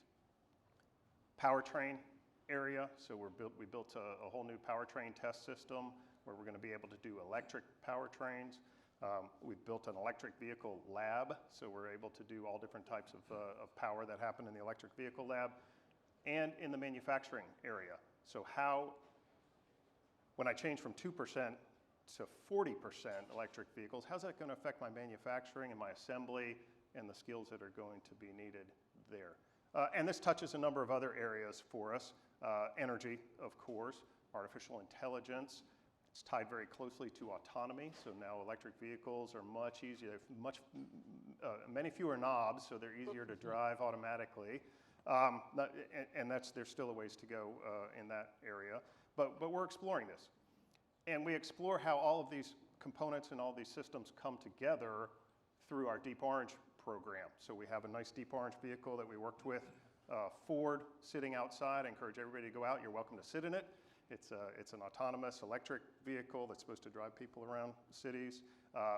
If you come to our campus, which you're all welcome to come visit us as well, right here in Greenville, you can see our autonomous tank that we built for the Army from the treads up. So we bought some treads and then we built this tank. What does that do for workforce? Now you have students that are coming out of this program that are understanding how all of these systems come together and how all of these systems integrate with one another. So they're not just programming, and they're not just designing interiors, and they're not just powertrain folks, but they're working together with other folks on other teams and understanding what some of the interactions are among those systems. That's critically important for our students. We have about 220 graduate students. So we graduated the first PhD in automotive engineering. We graduated the first female PhD in automotive engineering ever, right, in the world.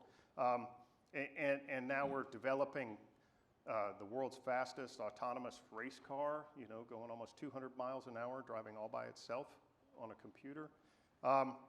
And so we've got these graduate students, but that's not enough. So the graduate students are there. They're going out to great companies, having a job before they graduate, sometimes 2, sometimes 3 jobs, and they're trying to figure out which one they want to take. But now we're kicking off a new bachelor's program. So that was just approved this month by the Commission on Higher Education here, and we'll be educating undergraduate students as well, the first automotive engineering department undergraduate degree ever. And when does that launch? It has launched already officially, so the students that are in their general engineering right now, I was speaking with them last night, they you know, were looking at their phones and looking around, and then we started talking and running some of the videos, and all the eyes sort of came in on us and said, oh, that sounds interesting. They will be able to declare next fall, and we will kick off some of our classes next fall. Exciting. I also want to say that we don't do it alone, right? So we are not just, you can't just send computer programming eggheads out into the world and hope that electric vehicles, you know, emerge. So I'm working really closely with my friend Willie on how Clemson students and Greenville Tech students can work together on projects. I always found it kind of strange that we educate some students here and some students here, and they never talk to each other. And then we throw them together in the factory or in the company and say, guys, form a team, right? You know, how do you do that? So we're forming teams now, and we get together, and it's always a little uncomfortable at the start. You know, who are you? Who are you? But then we come together, and they perform really well, and they teach each other. So now we have the students teaching each other about these technologies as well. So. Thank you, Dr. Maris. You mentioned not doing it alone. So I hear there's a new opportunity in town through some federal funding called the REV'd grant, right? That Clemson, Trident Technical College, Spartanburg Community College, and Greenville Technical College are all in the mix. And I know it still kind of has that new car smell, and it hasn't sort of officially launched yet. Anyone want to take a bite and just give a quick overview on how that's going to work? I went back to my initial comments on the partnership. I think that's a great example of using the National Science Foundation funds for us to be able to have 3 of our technical colleges in Clemson work jointly on a project that really will give us some opportunities to develop some curriculums, to put some things in place that will meet the needs of an industry. And we can't operate in a silo of that being just, it happened to start there with Trident Technical College, but they wouldn't be successful alone. And we need those other institutions as well as Clemson, and in particular, obviously, with them having the ICAR aspect of it, I think that gives us the capability. There's a reason the National Science Foundation said yes to the grant, is because they saw it as a good partnership. Hear, hear. We've got a couple more minutes. Any last call thoughts from our panel? Director Elsey, anything? Well, I think we've got a lot of work to do, but I have no doubt that we will be successful and that we will have a EV plant here in South Carolina someday, providing thousands of jobs. Yeah. Hear, hear. There are some workforce challenges. There's some huge technical research challenges that are going on. A lot of people don't know the first cars, you know, that came out that replaced horses were electric vehicles. There are a number of companies. Thomas Edison himself worked on electric vehicles, and you know what he said the biggest challenge was? Anybody? The battery. The battery. That's exactly right. So he worked on the battery, and then along came this guy that built a factory up in Dearborn that sort of put the electric vehicles out of business. But now we're working on those things, and we're building up technical expertise in batteries, autonomous driving, the control of these systems, and that's going to drive a whole wealth of new jobs, and we got to be ready for that. Excellent. Just quickly on a couple things. Next month, I'm pulling together the 77 school superintendents from across the state with our technical college presidents, and Secretary Lightsey is speaking to the group about workforce. And I think it's important that while we've got folks in the room, there are not a lot of K-12 folks here. And we need to bring them along with us and start earlier. I mean, that's parents, that's guidance counselors, all of those things. But we're hoping to navigate that a little bit by pulling the superintendents together with us with the technical colleges. And the last part I'll mention is I had breakfast this morning with Justin sitting over here in the blue shirt. That's our automotive technology instructor with Midlands Tech. I see some folks from Piedmont in the group, and Ready SC I know is well represented here. We as a technical college system need excellent employees. And that becomes working hand in hand with the industry on us being able to recruit, retain, and bring those high quality employees for us to provide the training.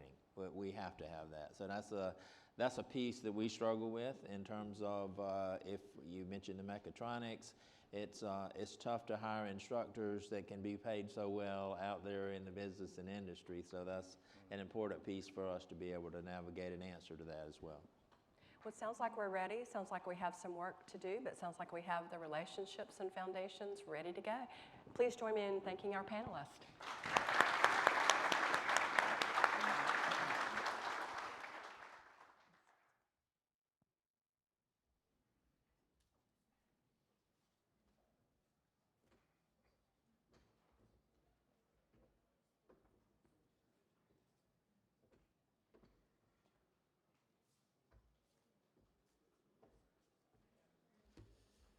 All right, that was great.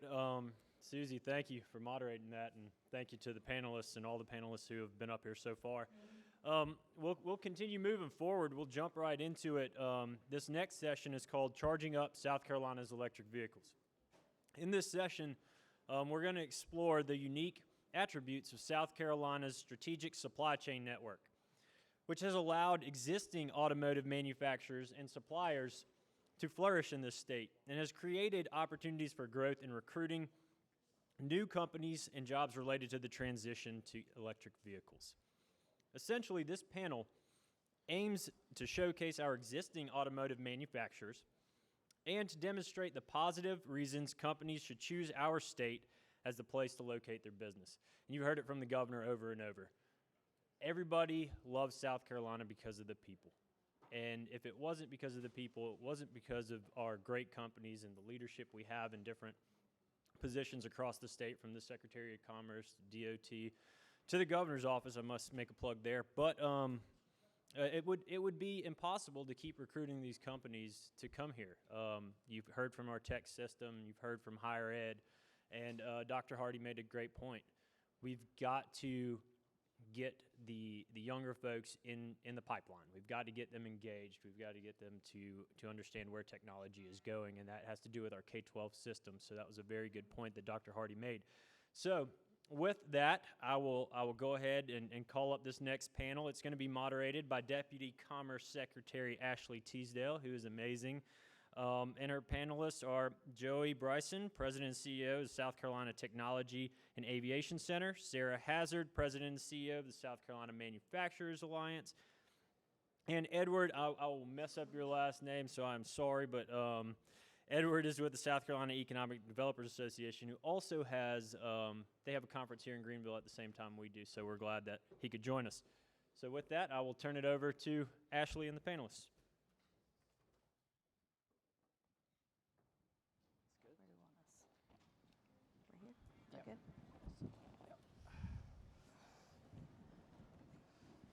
Good morning to everyone. It is indeed a pleasure to be here with the entire audience today. This is an exciting day and an exciting conversation. We are going to continue the conversation forward. And as Sim said, today we are here to talk about all things electric vehicles as well as electrification here in the state. This is an exciting time.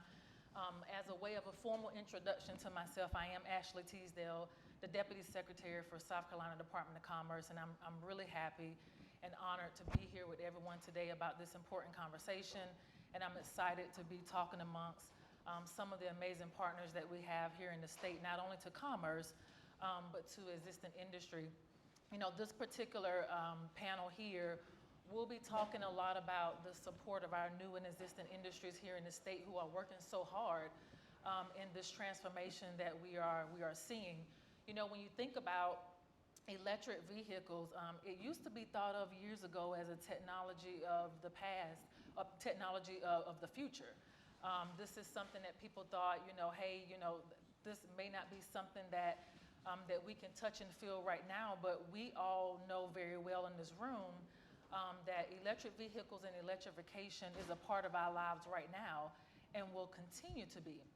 And when you think about the vision that we have at Department of Commerce, which ties not only to the state but economic development as a whole, our vision is to embrace the future so we can ensure South Carolina's sustainable advantage.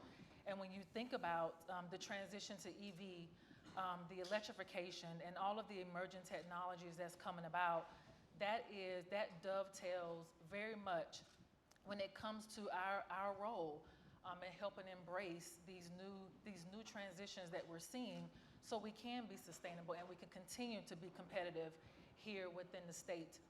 You know, it's no secret that South Carolina, we are an automotive force.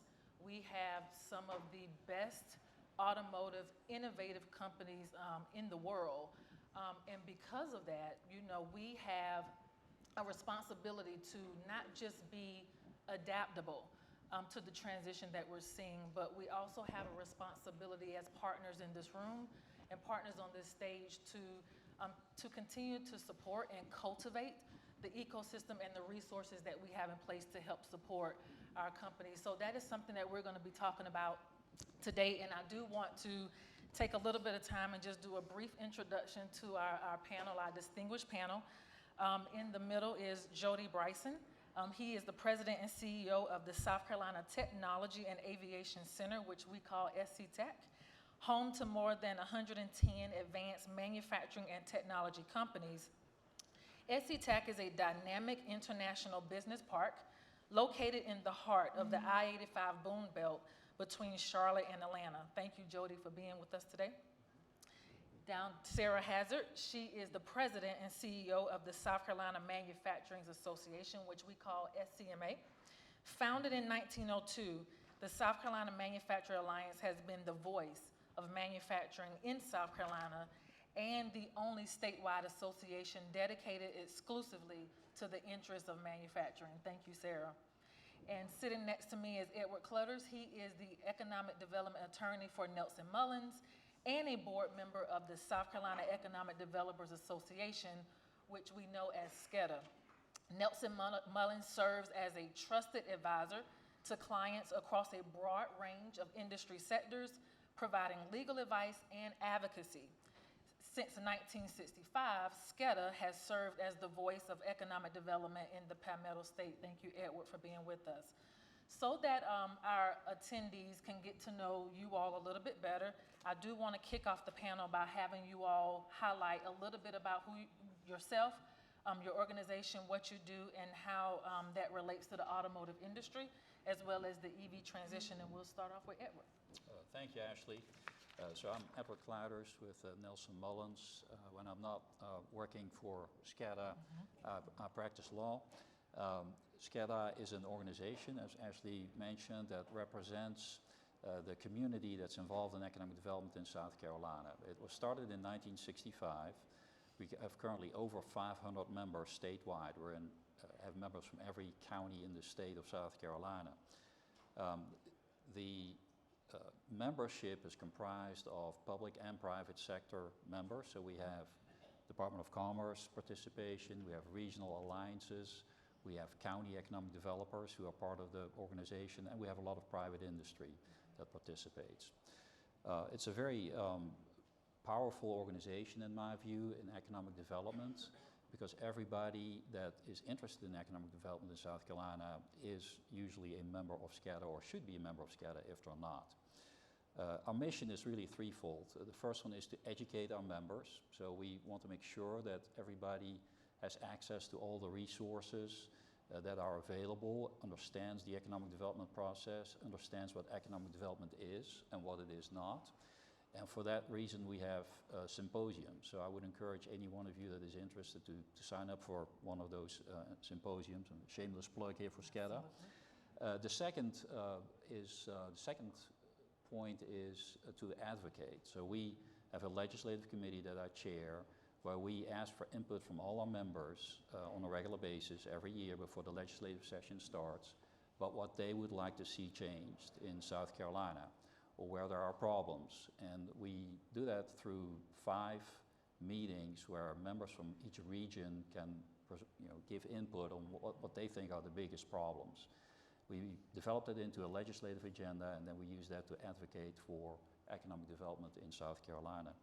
And then finally, we cultivate. We have networking events where everybody gets to know each other, which you might think, well, what's the purpose of that? Well, when you know people in South Carolina, all across the state, the whole process of developing a project in the state is a lot easier and a lot quicker. So that's it, Ashley. Thank you, Ashley. It's a pleasure to be here today.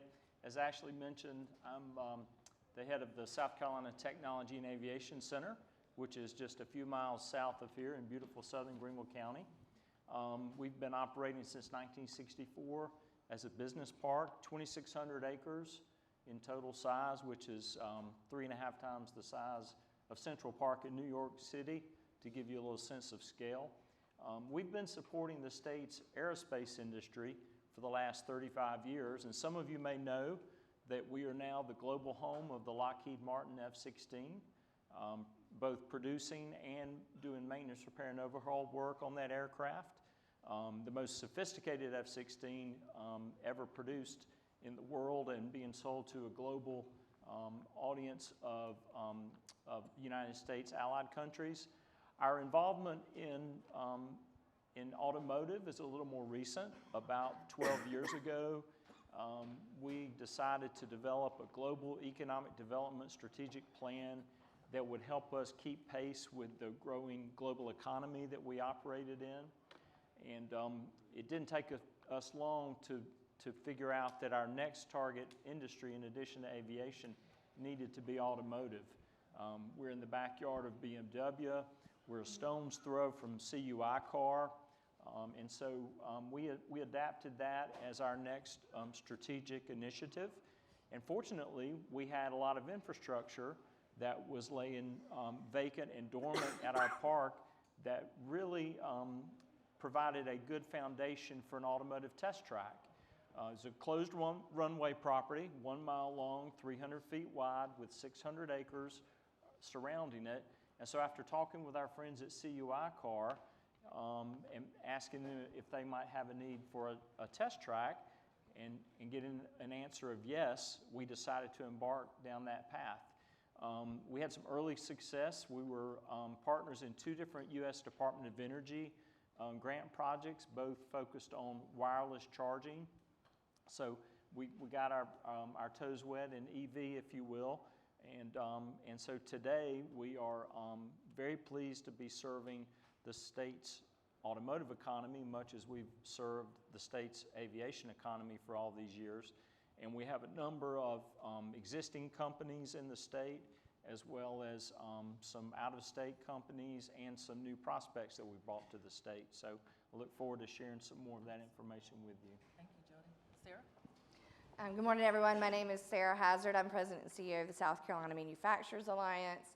We are an organization of automotive, chemical, textile, kind of you name it, all across the industry spectrum. But our roots are in textiles. We've been around for over 100 years as an organization. And then as our economy changed and industry came to South Carolina, we changed with it. So, as part of our organization, we have the South Carolina Automotive Council, which is basically a group of our industry members from the automotive sector, from the OEMs to all of the suppliers. And then we provide a forum for them to have conversations around specific industry challenges and topics that they are considering that are specific to automotive. Every year in the spring or early part of the year, we host the South Carolina Automotive Summit. And it's a place where we've been having conversations, I would say, for over the last decade about the future of the automotive industry and where we're heading, and specifically around electrification. So it's exciting to be here today, be part of this conversation, and just pleasure to be here. Thank you. Well, thank you so much for those introductions for all three of you. So we're going to kick off with a question. So each of your organizations play an important role when it comes to bridging resources with industry needs, particularly in the automotive sector. Let's begin with what you attribute South Carolina's continued growth to in terms of the state's existing strengths. And we'll start off with Edward. Okay. I think South Carolina has an advantage of being a small state, which surprises a lot of people. But the reality is that because it's such a small state, and I go back to what I said earlier, we really have a very good network, and we all know each other pretty well. We know the agencies involved in the process of locating an automotive project here. So I think that's one major advantage we have over more bureaucratic and bigger states. Our permitting process tends to be very quick. Even our relationships with federal government that is located here, that is involved in the permitting, is very good. Which helps a lot, because speed to market is critical, of course, in all these projects. We have a large international community. We have here in the upstate, but also in the low country, in the Midlands, there are a lot of internationals, and that shows really well when you have, whether it's a US company or a foreign company coming over here, touring the communities, and they see that a lot of international folks are very comfortable here, living here, and I count myself among those. That's a real plus. We have available resources, power and water, which other states really struggle with in some cases. We have a very proactive mindset. South Carolina has always punched above its weight. That is not my quote, that is former Secretary of Commerce's quote. That is absolutely true. For a small state, we do extremely well. And that is a lot because of our mindset, and that is the mindset of the entire economic development community, as well as state government. And let's face it, South Carolina is a really nice place to live. Jody? So I mentioned our decision to redevelop this closed runway into an automotive test track. When we did that, it really was just a little before the EV boom sort of came to the state. It was pre-Proterra, but it didn't take long for us to recognize that we were onto something special that could truly be a statewide asset. And so we've worked very hard over the last several years, again, to partner with local businesses, local automotive companies, to work with our economic development allies at the State Department of Commerce. We're involved with SCMA, SCADA, other organizations, our local EDOs, to really help get the word out that, we've got this great asset. We're in the beginning stages. Here's an opportunity for you as a company to partner with us, let us know what you need, what can we add to the infrastructure, how is all this going to expand as the EV market continues to grow. And so today we're very, very pleased with how far we've come in a short period of time to provide this statewide asset. Sarah? I think one of our strengths is, one of our elected leaders in this state love to say that we make it our business to be pro-business in South Carolina, and they really walk the walk there. They have invested in infrastructure in the state. Just earlier this week, I had the opportunity to stand with the governor and Secretary Hall over I-26 on a bridge. It was a little nerve-wracking, but highlighting the investments that the state has made to widen I-26, one of our biggest corridors in the state to move goods. So, investments in infrastructure. I think looking at our workforce, as the panel was talking about just before, everything from Ready SC to our apprenticeship programs in the state. You know, and also just our low labor union participation rate. We're one of the lowest, if not the lowest in the country. I think that's attractive to companies looking to locate here. So I think we've just, you know, from a pro-business mindset, and not only when talking about infrastructure, you know, looking at our roads, but look at our ports and our rail systems here. We've really just got a great ecosystem in South Carolina to provide a wonderful opportunity for companies to come do business here. Absolutely. And I can definitely piggyback off of that, because the strong ecosystem here in the state is incredibly important when it comes to supporting our new and existing industries here in the state. And I know we hear our governor say this a lot, but one of our strengths is really as a state and our partners and stakeholders is we have this strong ability to really collaborate, cooperate, and be able to communicate. And it's really important when you have that three-legged stool, because what's important to companies is important to us, and we want to be able to provide their needs and get the job done. So thank you guys for chiming in on that. We're going to switch gears a little bit and talk about infrastructure. So electric vehicles are just one part of the transition for electrification in our ecosystem. Let's talk about infrastructure and battery manufacturing in particular. What are some of South Carolina's strengths when it comes to attracting these type of investments? And what can we work toward to be more competitive? And Jody, we'll start with you. Okay. So I mentioned that we began our test track prior to the EV boom, if you will, but we quickly realized that we were going to have to adapt to that growing industry trend. So we are fortunate that in our state we have plentiful and diverse sources of electricity, and our park is served by Duke Energy, who's one of the largest electricity providers in the country. So they were very helpful to us as we began to invest in charging infrastructure, and we worked very closely with our customers to make sure that we were providing what they needed, not what we thought they needed, and that's always been our growth philosophy. So that's been worked very well for us, and so we've been able to continue to support EVs and other types of automotive customers around. And if you look around the country, there aren't a lot of automotive test tracks that are publicly owned, open to collaboration, investing in the future, and building in response to the customers and the industry's needs. And we're checking all of those boxes. And so that's very gratifying to see how far we've come. Still a long way to go. Absolutely. Sarah? You know, it's a little known fact that in South Carolina, we actually were one of the first manufacturers of the automobile in the Southeast, if not the first.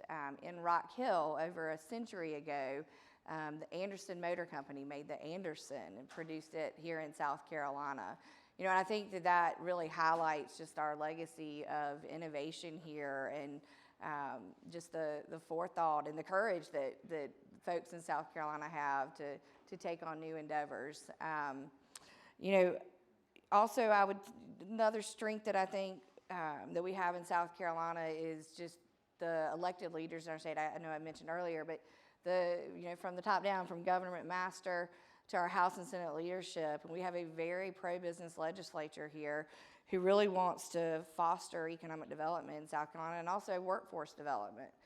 Recently, our new Speaker of the House here in South Carolina has established a Economic Development Ad Hoc Committee, and part of that conversation, the very first hearing, was about energy, which obviously plays into the electrification of the automobile industry and where that's going. And so I think there's lots of opportunities in the state, just with our legislature, to explore ways to make South Carolina really just continue to be a place for companies to do business and to thrive here. Echoing what Sarah just said, the passage of Act 220 was critical in attracting these large projects. Battery manufacturing plants are big investments, you know, $1 billion or more typically, with literally hundreds of jobs, require a lot of support in terms of infrastructure. And the act that was passed now allows utilities to negotiate customized rates with these large economic development projects.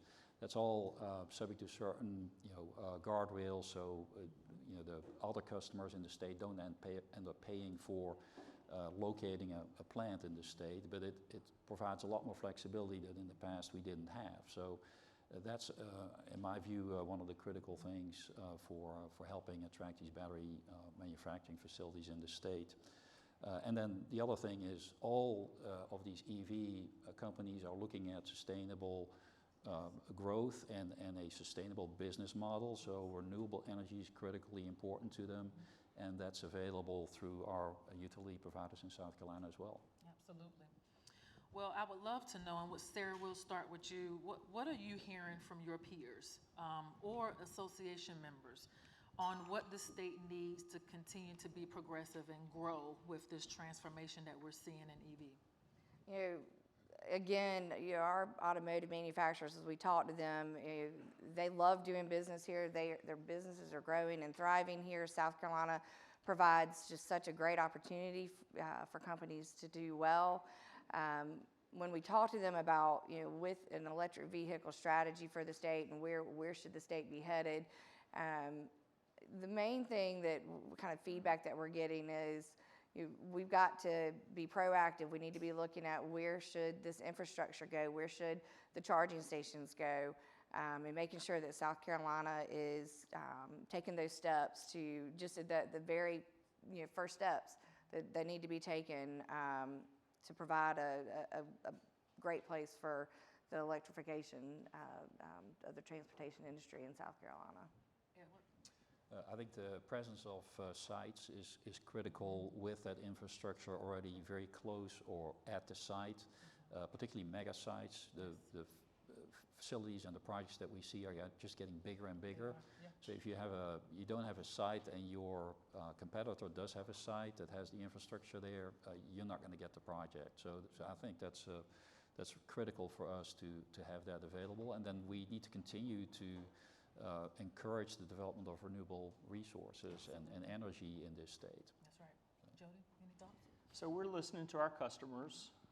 They look at electrification from a testing and validation perspective, and so we're trying to be very attentive to that. Again, working with our partners, adding that infrastructure, building out the test track in order to further support the needs of companies like Proterra Electric Buses, who we've heard a lot about today, who are one of our anchor tenants and largest customers.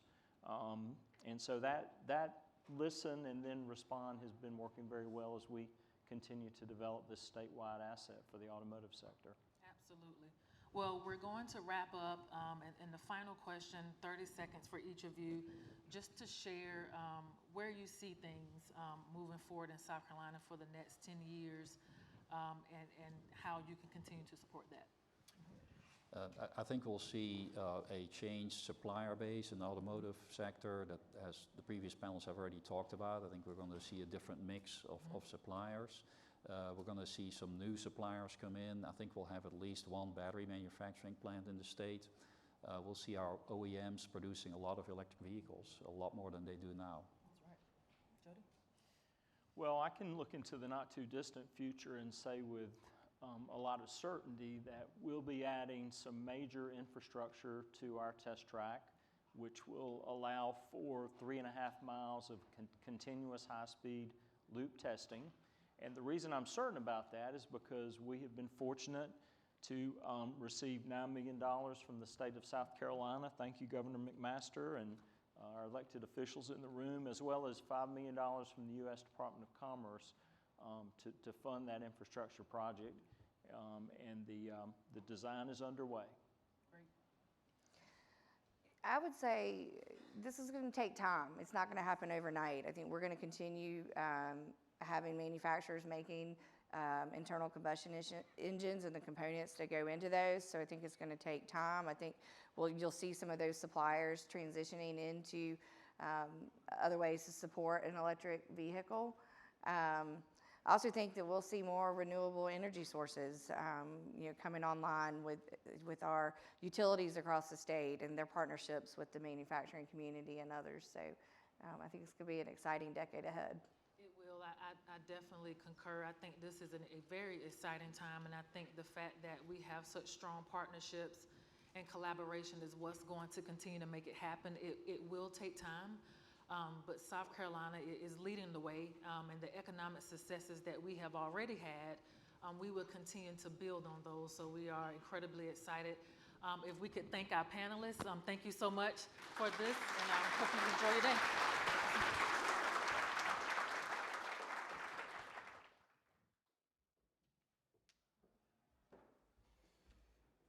Thank you all. Wow, that was great. We've had a lot of great panels today, and that was our last panel of the day. So what I want to do is leave y'all with a little something. What you heard today was cooperation, collaboration, and communication across state agencies, across the private sector, and across our education partners. And that's key. It is key to moving the state forward. It is key to transitioning our industries for the future, and it is key to have the next generation engaged in where we're going as a state.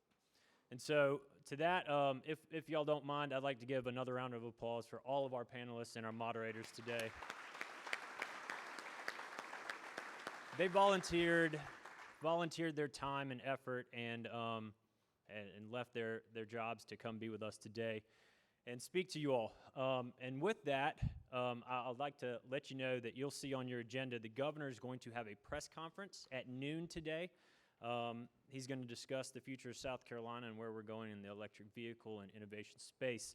That will be right outside the AC Hotel at noon, right in front of some beautiful electric cars. We have Clemson I-Car, we have BMW, all-electric BMW, and a beautiful Volvo all-electric car out there. So we invite you all to join us outside at noon. And for those of you who are going home, you were done after this conference, afternoon, Fall for Greenville starts today. Greenville's beautiful. The governor said it himself. It's absolutely amazing how far this city has come in the past few years. So I encourage you to stick around, eat lunch, check it out. But with that, we want to thank you all, and we appreciate you attending the summit.